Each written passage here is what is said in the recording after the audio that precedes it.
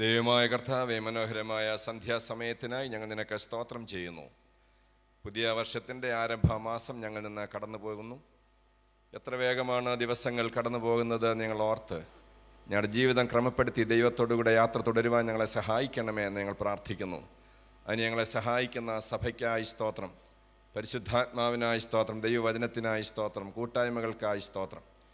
ഇന്ന് ഞങ്ങൾ ആഗ്രഹത്തോടെ ദൈവസന്നിധിയിൽ ഒരുമിച്ച് വന്ന് കൂടിയിരിക്കുന്നു. നീ ഞങ്ങളെ അനുഗ്രഹിക്കണമേ, നീ ഞങ്ങളുടെ സംസാരിക്കണമേ. രോഗികളായി വന്നിരിക്കുന്നവർക്ക് സൗഖ്യം നൽകണമേ. മനോഭാരത്തോടെയോ നിരാശയോടെയോ ഭയത്തോടെയൊക്കെ വന്നിട്ടുള്ളവരുണ്ടെങ്കിൽ ഒരു സ്വസ്ഥതയും സമാധാനവും വിടുതലും നൽകണമേ. പുതിയ പുതിയ അനുഭവങ്ങളിലേക്കും തീരുമാനങ്ങളിലേക്കും ഞങ്ങളെ നയിക്കണമേ. ബലഹീനാടിനെ നീ ശക്തിപ്പെടുത്തിക്കൊള്ളണമേ. യേശുവിൻ്റെ നാമത്തിൽ അപേക്ഷിക്കുന്നു, കൃപയോടെ കേൾക്കണമേ. ആമേൻ. അഭിവന്യ ഡോക്ടർ യാക്കി മാർ കോറിലോസ് എപ്പിസ്കോപ്പ തിരുമേനി, അഭിവന്യ തിയോഡോറോസ് മെത്രാപ്പോലിത്ത തിരുമേനി, ബഹുമാനപ്പെട്ട അച്ഛന്മാരെ, പ്രിയപ്പെട്ട സുവിശേഷകരെ, ദൈവമക്കളെ, നിങ്ങൾക്കെല്ലാവർക്കും സ്നേഹവന്ദനം. ഈ വർഷത്തെ കൊട്ടാരക്കര കൺവെൻഷനിലും വന്ന് സംബന്ധിക്കുന്നതിനും ദൈവത്തിൻ്റെ വചനം നിങ്ങളോടൊപ്പം പങ്കുവെക്കുന്നതിനും എനിക്ക് ലഭിച്ച അവസരത്തിനായി ദൈവത്തെ സ്തുതിക്കുന്നു. ഒരു വലിയ പദവിയായി ഇത് കരുതുന്നു. തന്നെ ഇവിടേക്ക് ക്ഷണിച്ച അഭിവന്യ തിരുമേനിയോടുള്ള ഹൃദയംഗമായ നന്ദി വളരെ വിനയത്തോടെ ഞാൻ അറിയിക്കുകയും ചെയ്യുന്നു. ഈ കൺവെൻഷന് എൻ്റെ പ്രായമാണ്, അതുകൊണ്ട് എനിക്ക് ഓർക്കാനായിട്ട് വളരെ സന്തോഷമുണ്ട്. മാർത്തോമാ സഭയിലെ മാരാമൻ കൺവെൻഷൻ കഴിഞ്ഞാൽ, മാർത്തോമാ സഭയിലെ എന്നല്ല ഏത് സ്ഥലത്തെയും വളരെ പ്രധാനപ്പെട്ട ഒരു കൺവെൻഷനാകുന്നല്ലോ കൊട്ടാരക്കര കൺവെൻഷൻ. ഇപ്പോൾ ഇതിൻ്റെ കോമ്പൗണ്ടും ചുറ്റുപാടും ഒക്കെ വളരെ മനോഹരമാക്കിയിരിക്കുന്നു. സഭയ്ക്ക് അഭിമാനകരമാം വിധം ഇത് മുൻപോട്ട് പോകുന്നതിൽ വളരെയധികം ഞാൻ സന്തോഷിക്കുകയും ദൈവത്തെ സ്തുതിക്കുകയും ചെയ്യുന്നു.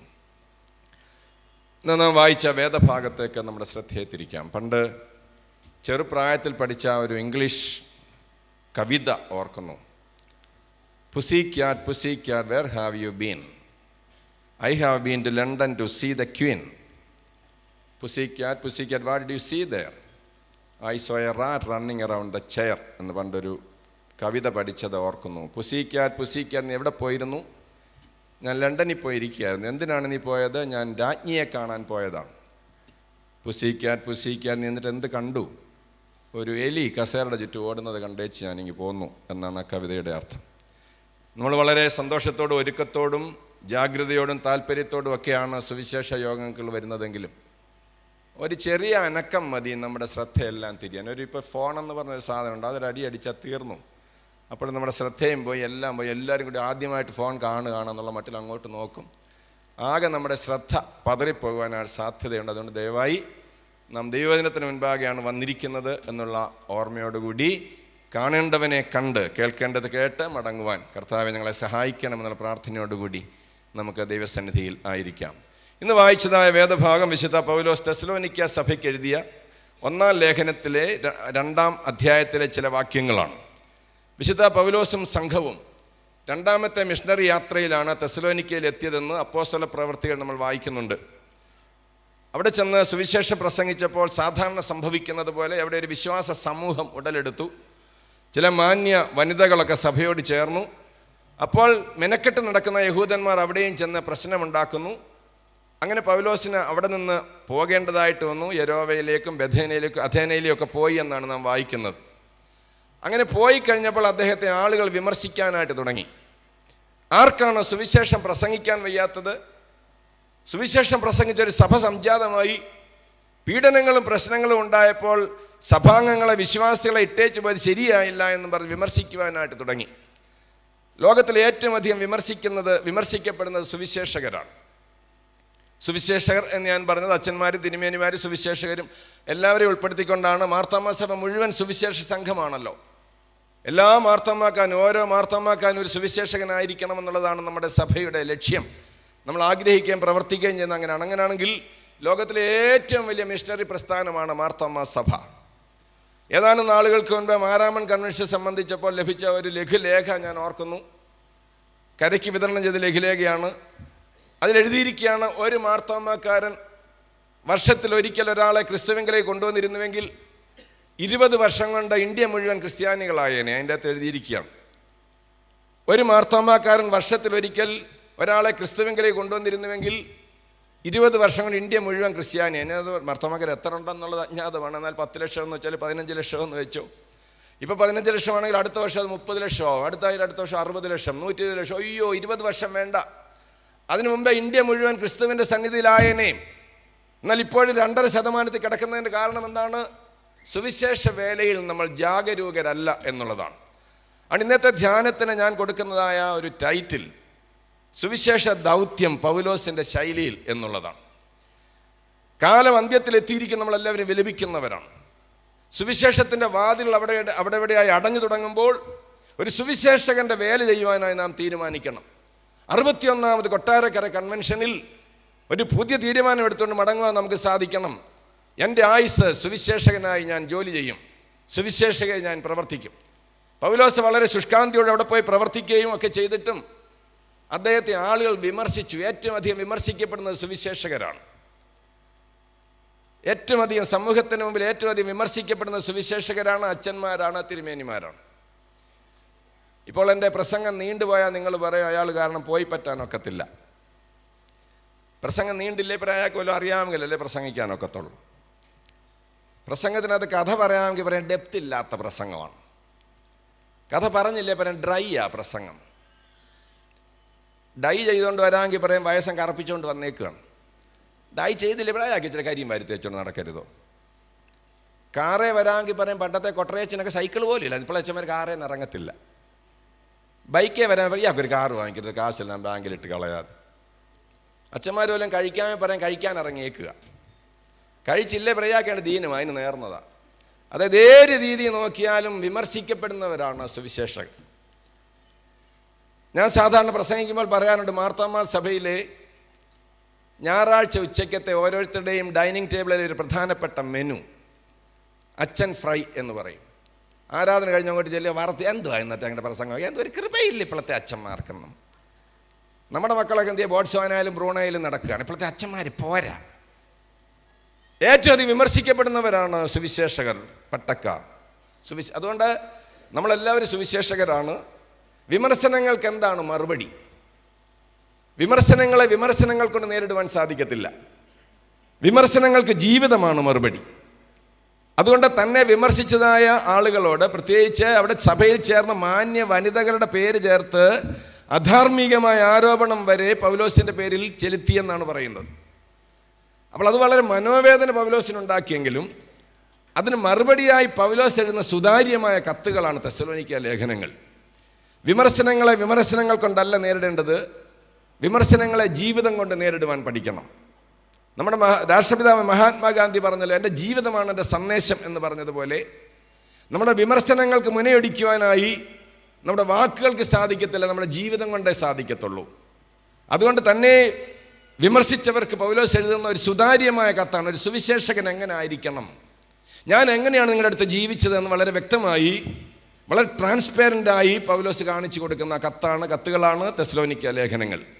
എന്താണ് സുവിശേഷ വേല എന്ന് പറഞ്ഞാൽ? സുവിശേഷ വേല എന്ന് പറഞ്ഞാൽ ദൈവവും ലോകവും നമ്മൾ അകലം കുറയ്ക്കുന്നതാണ്. ആധുനിക ലോകവും ദൈവവും നമ്മൾ അകലം വർദ്ധിച്ചുകൊണ്ടിരിക്കുകയാണ്. To reduce the gulf between the word and the world. വചനവും ലോകവും നമ്മൾ അകലം കുറയ്ക്കുന്നതാണ് സുവിശേഷ വേല. അത് 2 രീതിയിൽ കുറയ്ക്കുവാനായിട്ട് സാധിക്കും. ഒന്നുകിൽ ദൈവത്തെ ജനങ്ങളിലേക്ക് കൊണ്ടുവരിക, അല്ലെങ്കിൽ ജനങ്ങളെ ദൈവത്തിങ്കിലേക്ക് കൊണ്ടുപോവുക. ദൈവത്തെ ജനങ്ങളിലേക്ക് കൊണ്ടുവരിക, അല്ലെങ്കിൽ ജനങ്ങളെ ദൈവത്തിങ്കിലേക്ക് കൊണ്ടുപോവുക. ജനങ്ങളെ ദൈവത്തിങ്കിലേക്ക് കൊണ്ടുപോകുന്നതിനാണ് വചനം പഠിക്കുന്നത്. ദൈവവചനത്തിലൂടെയാണ് ജനങ്ങൾ ദൈവത്തിങ്കിലേക്ക് ആകർഷിക്കപ്പെടുന്നത്. ദൈവം ജനത്തിലേക്ക് ആകർഷിക്കപ്പെടുന്നത് പ്രസംഗിച്ചാൽ പോരാ, ജീവിതത്തിലൂടെയാണ്. അതുകൊണ്ടാണ് വചനമാകുവാനും വചനമേകുവാനും നമുക്ക് സാധിക്കണമെന്ന് പറയാം. വചനം ഏകിയാൽ പോരാ, വചനമാകാൻ സാധിക്കണം. വചനം പ്രസംഗിച്ചാൽ പോരാ, വചനം ജീവിതത്തിൽ പകർത്തുവാനായിട്ട് സാധിക്കണം. പൗലോസ് പറഞ്ഞതായ 2-3 വാക്കുകളിലൂടെ 4 വാക്കുകളിലൂടെ താൻ എങ്ങനെയാണ് അവരുടെ അടുക്കൽ ജീവിക്കാനായിട്ട് ശ്രമിച്ചത് എന്ന് പൗലോസ് ഓർപ്പിച്ച കാര്യങ്ങൾ ഓർപ്പിക്കുവാനായിട്ടാണ് ഈ സന്ധ്യയിൽ ഞാൻ ആഗ്രഹിക്കുന്നത്. ഒന്നാമതായി തെസ്സലോനിക്കർ എഴുതിയ 1 ലേഖനം 2-ാം അധ്യായത്തിൻ്റെ 4-ാമത്തെ വാക്യം വായിച്ചാൽ,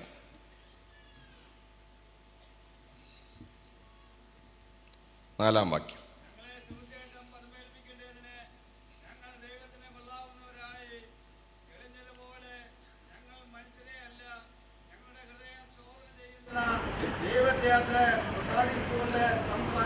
ഞങ്ങളെ സുവിശേഷം ഫലമേൽപ്പിക്കേണ്ടതിന് ഞങ്ങൾ ദൈവത്തിൻ്റെ മുൻപിൽ കൊള്ളാവുന്നവരായി തെളിഞ്ഞു. പൗലോസ് ഒന്നാമത് പറയുന്നത്, പൗലോസിന് എപ്പോഴും ഓർമ്മയുള്ളൊരു കാര്യമാണ്, ദൈവം എന്നെ തിരഞ്ഞെടുത്തതാണ്, എന്നെ സുവിശേഷം ഫലമേൽപ്പിച്ചതാണ് എന്നൊരു ഓർമ്മ എനിക്കുണ്ട്. പൗലോസ് അവിടെ ഉപയോഗിക്കുന്ന മെറ്റഫർ കാര്യവിചാരകൻ എന്നുള്ളതാണ്.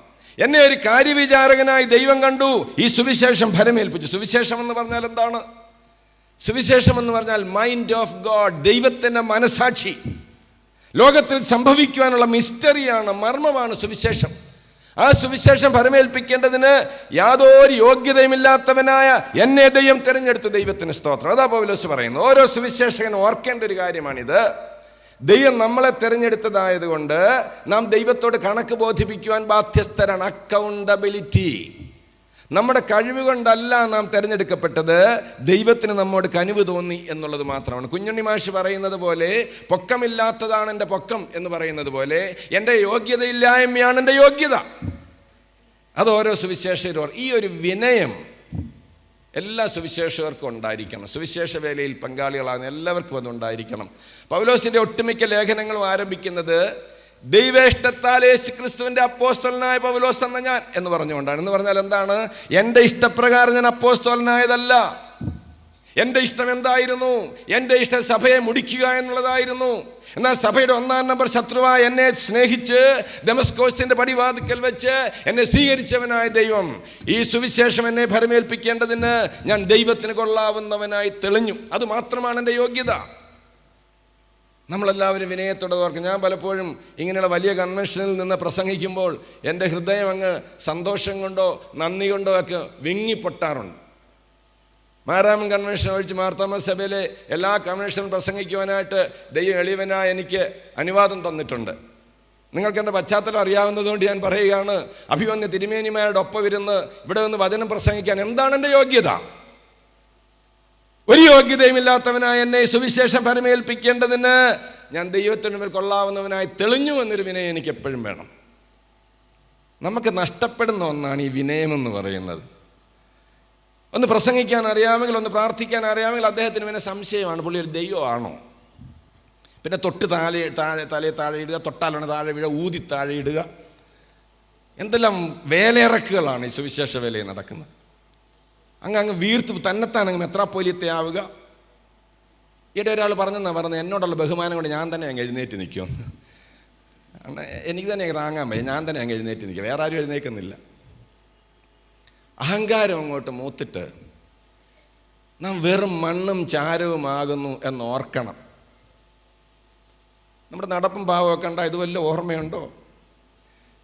ഇവിടെ പുത്തമ്പലക്കിലച്ഛൻ പ്രസംഗിച്ചു. നമ്മൾ ഈ ഒരാൾ സെമിത്തേരിയുടെ അടുത്തൂടെ പോവാണ്. നമ്മളെയൊക്കെ അടക്കുകയാണല്ലോ, മറ്റുള്ളവരെയൊക്കെ ദഹിപ്പിക്കുകയാണ്, സഹോദര മതത്തിലുള്ളവരെയൊക്കെ ദഹിപ്പിക്കുക. നമ്മളെ അടക്കുകയായതുകൊണ്ട് നമ്മളിങ്ങനെ സെമിത്തേരിയിലെ പുഴുവിനിരയാകാനുള്ളവരാണ്. അപ്പോൾ അച്ഛൻ പറയുകയാണ്, ഇങ്ങനെ വലിയ സ്പ്രേ ഒക്കെ അടിച്ച് പോകുന്നത് കണ്ടുകൊണ്ട് പുഴുവെല്ലാം കൂടെ പറയാം, നാളത്തെ എൻ്റെ പലഹാരമാണ് പോകുന്നതെന്ന്. ഇതുവല്ലോ നമുക്കൊരു ചിന്തയുണ്ടോ? നാളത്തെ എൻ്റെ പലഹാരമാണ് പോകുന്നത്. നടപ്പ് കണ്ടാത്തുന്ന ആനയാണ്. വേദപുസ്തകത്തിൽ പ്രധാനപ്പെട്ട സന്ദേശമാണിത്. നിങ്ങൾ എന്നെ തിരഞ്ഞെടുത്തതല്ല, ഞാൻ നിങ്ങളെ തിരഞ്ഞെടുത്തതാണ്. ഇത് മറക്കരുത്. പ്രത്യേകിച്ച് സുവിശേഷ വേലയിലായിരിക്കുന്നവർ ഇത് മറക്കരുത്. നമ്മുടെ കഴിവുകൊണ്ട് നാം തിരഞ്ഞെടുക്കപ്പെട്ടതല്ല, ദൈവത്തിന് നമ്മുടെ ഇഷ്ടം. ഇത് പഠിപ്പിക്കാൻ വേണ്ടി ഒരുപാട് സംഭവങ്ങൾ വേദപുസ്തകത്തിലുണ്ട്. നമുക്കെല്ലാവർക്കും പരിചയമുള്ളൊരു സംഭവം ഞാൻ നിങ്ങളെ ഓർപ്പിക്കാം. യിരെമ്യാ പ്രവചനം 18-ാം അധ്യായത്തിൽ പറയുന്നു, നീ കുശവൻ്റെ ആലയിലേക്ക് ചെല്ലുക. അവിടെ വെച്ച് ഞാൻ നിന്നെ ഒരു പാഠം പഠിപ്പിക്കാൻ പോവുകയാണ്. കുശവൻ്റെ ആലയിലേക്കെന്ന് പറഞ്ഞാൽ നമ്മുടെ സമൂഹത്തിലെ വളരെ താഴെ സ്ഥിതി ചെയ്യുന്നൊരു സമൂഹമാകുന്നുവല്ലോ, അങ്ങനെയാണല്ലോ നമ്മൾ കരുതി വെച്ചിരിക്കുന്നത്. അപ്പോൾ നമ്മുടെ ദൃഷ്ടിയിൽ ചെറുതെന്ന് തോന്നുന്ന സ്ഥലത്ത് നിന്ന് പല കാര്യങ്ങളും നമുക്ക് പഠിക്കുവാനായിട്ട് സാധിക്കും. ഞാനവിടെ ചെന്നപ്പോൾ എന്താണ് കണ്ടത്? കുശവൻ ആലയിൽ മണ്ണ് വെച്ച് പാത്രം ഉണ്ടാക്കിക്കൊണ്ടിരിക്കുകയാണ്, ചക്രത്തിൽ വെച്ച്. അപ്പോൾ ഞാനൊരു പാഠം പഠിച്ചു. എന്താണ് ഞാൻ പഠിച്ചത്? എവിടെയോ പാടത്ത് കിടന്ന ഈ കറുത്ത മണ്ണ് എങ്ങനെയാണ് ഇവിടെ എത്തിയത്? ആ മണ്ണിൻ്റെ പ്രത്യേകതയല്ല, ആ ഒരുപടി മണ്ണിനോട് ആ കുശവൻ ഇഷ്ടം തോന്നി എന്നുള്ളത് മാത്രമാണ് അതിൻ്റെ പ്രത്യേകത. പ്രിയപ്പെട്ടവരെ, മനോഹരമായി പന്തലിൻ കീഴിൽ ഇരുന്നുകൊണ്ട് ദൈവത്തിൻ്റെ വചനം നാം കേൾക്കുമ്പോൾ ഒരിക്കലും വിചാരിക്കും നമ്മുടെ യോഗ്യത കൊണ്ട് ഇവിടെ എത്തിയതാണെന്ന് വിചാരിക്കരുത്. നമ്മളെക്കാൾ ആരോഗ്യമുള്ളവർ, നമ്മളെക്കാൾ കരുത്തുള്ളവർ, നമ്മളെക്കാൾ സൗകര്യമുള്ളവർ നടക്കാൻ വയ്യാതെ ഇരിക്കുമ്പോൾ, ക്ഷീണിതനായിരിക്കുമ്പോൾ ആരോഗ്യത്തോടു കൂടി ദൈവത്തിൻ്റെ വചനവും ഏന്തി ഇവിടെ വരുവാൻ സാധിച്ചത് ദൈവത്തിൻ്റെ കൃപയാണെന്ന് ഓർക്കണം. ഒരു പുതിയ വർഷത്തിലേക്ക് പ്രവേശിക്കുവാനും 1 മാസം പൂർത്തിയാക്കുവാനും സാധിച്ചത് ദൈവത്തിൻ്റെ കൃപയാണെന്ന് ഓർക്കണം. നമ്മളിവിടെ എത്തിയിരിക്കുന്നത് നമ്മുടെ കഴിവുകൊണ്ടല്ല. എന്തോ കുശവൻ ആ ഒരുപിടി മണ്ണിനോട് ഇഷ്ടം തോന്നിയത് കൊണ്ടാണ്. എന്തിനാണ് എടുത്തുകൊണ്ട് വന്നത്? ചക്രത്തിൽ വെച്ച് പണിയാനാണ്. ചക്രത്തിൽ വെച്ച് പണിയുമ്പോൾ വേദനയെടുക്കും. ആ കുശവന് അദ്ദേഹത്തിൻ്റെ മനസ്സിൽ ഏതോ ഒരു രൂപമുണ്ട്. ഒരു പാത്രം ഉണ്ടാക്കാൻ ആ രൂപമാകുന്നത് വരെ ഇങ്ങനെ പണിതുകൊണ്ടിരിക്കും. എന്നെ കേൾക്കുന്ന പ്രിയപ്പെട്ടവരെ, വേദനയിലൂടെയും ഭാരങ്ങളുടെയും കടന്നു പോകുന്നതിനെ ശ്രദ്ധിക്കുന്നുണ്ടെങ്കിൽ നിന്നെ പണിയുന്ന കുശവന് നിന്നെക്കുറിച്ചൊരു ഉദ്ദേശമുണ്ട്. അതിനുവേണ്ടി പണിതുകൊണ്ടിരിക്കുകയാണ്. അത് വേദനാജനകമാണ്. എപ്പോഴും രൂപാന്തരം വേദനാജനകമാണ്. കളയേണ്ടതൊക്കെ ചെത്തിക്കളയും, സ്വീകരിക്കേണ്ടത് മാത്രം സ്വീകരിക്കും. അപ്പോൾ വേദനയെടുക്കും. ഫലം കായ്ക്കുന്നതൊക്കെയും അധികം ഫലം കായ്ക്കേണ്ടതിന് ചെത്തി വെടിപ്പാക്കിക്കൊണ്ടിരിക്കും. അതുകൊണ്ട് പ്രിയപ്പെട്ടവരെ, വേദനയിലൂടെ കടന്നു പോകുന്നവർ, കഷ്ടതയിലൂടെ കടന്നു പോകുന്നവർ, തീച്ചുളയിലൂടെ കടന്നു പോകുന്നവർ, അധികം പ്രാവശ്യം തീയിലൂടെ കടന്നു പോകുന്നവരാണ് സ്വർണം കൂടുതൽ ശുദ്ധിയാകുന്നതെന്ന് പറയുന്നത് പോലെ നമ്മളെ ശുദ്ധീകരിക്കുവാൻ വേണ്ടി നമ്മളെ മെനഞ്ഞുകൊണ്ടിരിക്കുന്ന കുശവനൊരു ഇഷ്ടമുണ്ട്, നമ്മളെക്കുറിച്ചൊരു ഉദ്ദേശമുണ്ട്. അത് പൂർത്തിയാക്കുന്നത് വരെയും പണിതുകൊണ്ടിരിക്കും. ആ കുശവൻ്റെ കൈ നമ്മൾ മേൽ പതിഞ്ഞു എന്നുള്ളതാണ് നമ്മുടെ വില. അതൊരിക്കലും മറക്കരുത്. കൊച്ചുപ്രായത്തിൽ വായിച്ചൊരു കഥ ഞാൻ ഓർക്കുന്നു. ബാലരമയിൽ ഇറാനിലെ ഭരണാധികാരിയായ ഷാ ഒരു ഫാക്ടറി കാണാനായിട്ട്, ഒരു കളിമൺ ഫാക്ടറി കാണാൻ പോയി. സെറാമിക് പ്ലേറ്റുകൾ ഉണ്ടാക്കുന്ന ഒരു ഫാക്ടറി കാണാനായിട്ട് പോയി. വളരെ മുൻപുള്ള കഥയാണ്. അദ്ദേഹം വളരെ സന്തോഷത്തോടെ ഇങ്ങനെ കറുത്ത ചെളിയാണ് ആദ്യം കയറ്റി വിടുന്നത്. ഫാക്ടറിയുടെ ആദ്യം ഒടുവിൽ ഇറങ്ങി വരുമ്പോൾ മനോഹരമായ പൂപ്പാത്രങ്ങളാണ് ഇറങ്ങി വരുന്നത്. ഈ കാഴ്ച കണ്ടുകൊണ്ട് അത്ഭുതപ്പെട്ടു പോയ ഷാ കയറിയ പാത്രത്തിൽ അങ്ങ് പിടിച്ചു. പക്ഷെ ആ പാത്രം ഉണങ്ങിയതായിരുന്നില്ല. അദ്ദേഹത്തിൻ്റെ 10 വിരലുകളും അതിലങ്ങ് പതിഞ്ഞു. അദ്ദേഹം സോറിയൊക്കെ പറഞ്ഞു. പക്ഷേ ആ ഫാക്ടറിയുടെ ഉടമ ഒന്നും പറയാതെ പാത്രം എടുത്ത് മാറ്റി വെച്ചു. ഷാ ഒത്തിരി സോറിയൊക്കെ പറഞ്ഞു. പിറ്റേ ദിവസത്തെ ഇറാനിലെ പത്രങ്ങളിലൊക്കെ ഒരു വാർത്ത വന്നു. ഇറാനിലെ ഷായുടെ കരങ്ങൾ പതിഞ്ഞ ഒരു പാത്രം വിൽക്കാനുണ്ട്. അതിന് എത്രമാത്രം വില വരും? പണ്ട് കിട്ടാമായിരുന്നതിൻ്റെ ഇരട്ടി, ലക്ഷക്കണക്കിന് ഇരട്ടി വിലയാണ് കിട്ടാനായിട്ട് വന്നത്. പ്രിയപ്പെട്ടവരെ, എൻ്റെ കർത്താവിൻ്റെ കരം എന്നെ തൊട്ടു എന്നുള്ളതാണ് എൻ്റെ വില. വിലയില്ലാത്തവനായ എന്നെ, വെറും കൊശകച്ചെളിയായിരുന്നവനായ എന്നെ എൻ്റെ കർത്താവ് പണിതുകൊണ്ടിരിക്കുന്നു. അവൻ്റെ കരം എന്നിൽ പതിഞ്ഞു എന്നുള്ളതാണ് എൻ്റെ വില. പണിതുകൊണ്ടിരുന്നപ്പോൾ ആ പാത്രം കോടിപ്പോയപ്പോൾ എറിഞ്ഞു കളയാതെ വീണ്ടും ചവിട്ടിക്കുഴച്ച് പാത്രമാക്കി രൂപാന്തരപ്പെടുത്തി. എറിഞ്ഞു കളയാനായിരുന്നെങ്കിൽ കഴിഞ്ഞ വർഷം എത്രയോ പ്രാവശ്യം നമ്മൾ എറിഞ്ഞു കളയാമായിരുന്നു. എറിഞ്ഞു കളയാതെ വീണ്ടും വീണ്ടും അവസരങ്ങൾ തന്ന് നമ്മെ പുലർത്തിക്കൊണ്ടിരിക്കുന്നവനായ ദൈവം. പൗലോസ് പറയുകയാണ്, എന്നെ സുവിശേഷം ഫലമേൽപ്പിക്കേണ്ടതിന് ഞാൻ ദൈവത്തിന് മുമ്പിൽ കൊള്ളാവുന്നവനായി തെളിഞ്ഞു. ഞാൻ കൊള്ളാവുന്നവനായിട്ടല്ല, എന്തോ കർത്താവിന് എന്നോട് ഇഷ്ടം തോന്നി. ഈ സുവിശേഷത്തിൻ്റെ മർമ്മം, ദൈവത്തിൻ്റെ മർമ്മം, ദൈവത്തിൻ്റെ ഹിതം എന്നെ ഫലമേൽപ്പിക്കുവാൻ തക്കവണ്ണം ദൈവത്തിന് എന്നോട് ഇഷ്ടം തോന്നി. ഈ ഒരു വിനയം, ഈ ഒരു അക്കൗണ്ടബിലിറ്റി, ഈ കണക്ക് ബോധിപ്പിക്കേണ്ടതാണെന്നുള്ളൊരു ബോധ്യം നമുക്കുണ്ടാകണം. അതെന്ന് നഷ്ടപ്പെടുന്നോ അവിടെ നമ്മുടെ സുവിശേഷ വേലയുടെ പരാജയമാണ്. രണ്ടാമത് പൗലോസ് പറയുന്ന മെറ്റഫറാണ് 13-ാമത്തെ വാക്യം. ഞങ്ങൾ പ്രസംഗിച്ച ദൈവവചനം, എന്നെ ഏൽപ്പിച്ച വചനം ഞാൻ എന്ത് ചെയ്തു? എന്നെ ഏൽപ്പിച്ച വചനം ഞാൻ പ്രസംഗിച്ചു. വചനം പ്രസംഗിക്കാനുള്ളതാണ്. പ്രസംഗമാണ്. ലോകത്തിലെ ഏറ്റവും അധികം ആളുകൾ മാനസാന്തരപ്പെട്ടുള്ളത് പ്രസംഗത്തിലൂടെയാണ്. യേശുക്രിസ്തു വലിയ പ്രസംഗകനായിരുന്നു. തുടങ്ങിയാൽ പിന്നെ നിർത്താതെ പ്രസംഗിക്കും. കഴിഞ്ഞ ആഴ്ച നമ്മൾ ചിന്തിച്ച യോഹന്നാൻ സ്നാപകന്റെ പ്രസംഗത്തെക്കുറിച്ചാണ്. രൂക്ഷമായ പ്രസംഗം. ഞാൻ ഈ സ്റ്റേജിൽ തന്നെ എന്ന് പറഞ്ഞിട്ടുണ്ട്, ഒരു സുവിശേഷ പ്രസംഗം എൻ്റെ പിതാവ് കേട്ടത് കൊണ്ടാണ് എനിക്കിന്ന് ഇവിടെ നിന്ന് പ്രസംഗിക്കാനായിട്ട് എനിക്ക് യോഗ്യത കിട്ടിയത്. ഒരു പ്രസംഗം എൻ്റെ പിതാവ് കേട്ടു. ഒരു സുവിശേഷ പ്രസംഗം കേൾക്കാൻ എൻ്റെ പിതാവിന് അവസരം ലഭിച്ചു. അപ്പം നിങ്ങൾ വിചാരിക്കും, മാർത്തോമാ സഭയിലെ ഒരു അച്ഛൻ്റെ അപ്പൻ ഒരു സുവിശേഷ പ്രസംഗം കേട്ട അത്ര വലിയ കാര്യമാണോ? അത്ര വലിയ കാര്യമാണ്.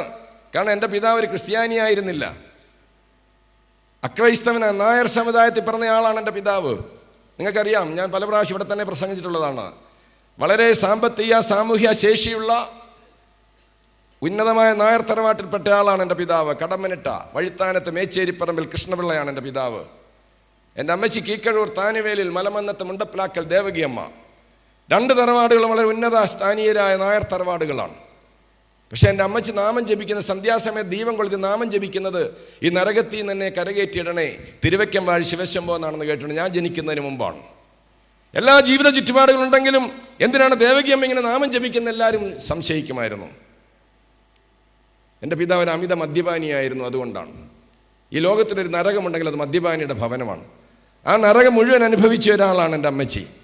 നരകത്തിൽ നിന്ന് കരകയറ്റൻ അമ്മച്ചി നാമം ജപിച്ച് മാത്രമല്ല, എൻ്റെ പിതാവ് ആഗ്രഹിച്ചൊരു മോചനം. 14 വർഷം ശബരിമലയിൽ പോയി. പാദഹരേ പാപഹര.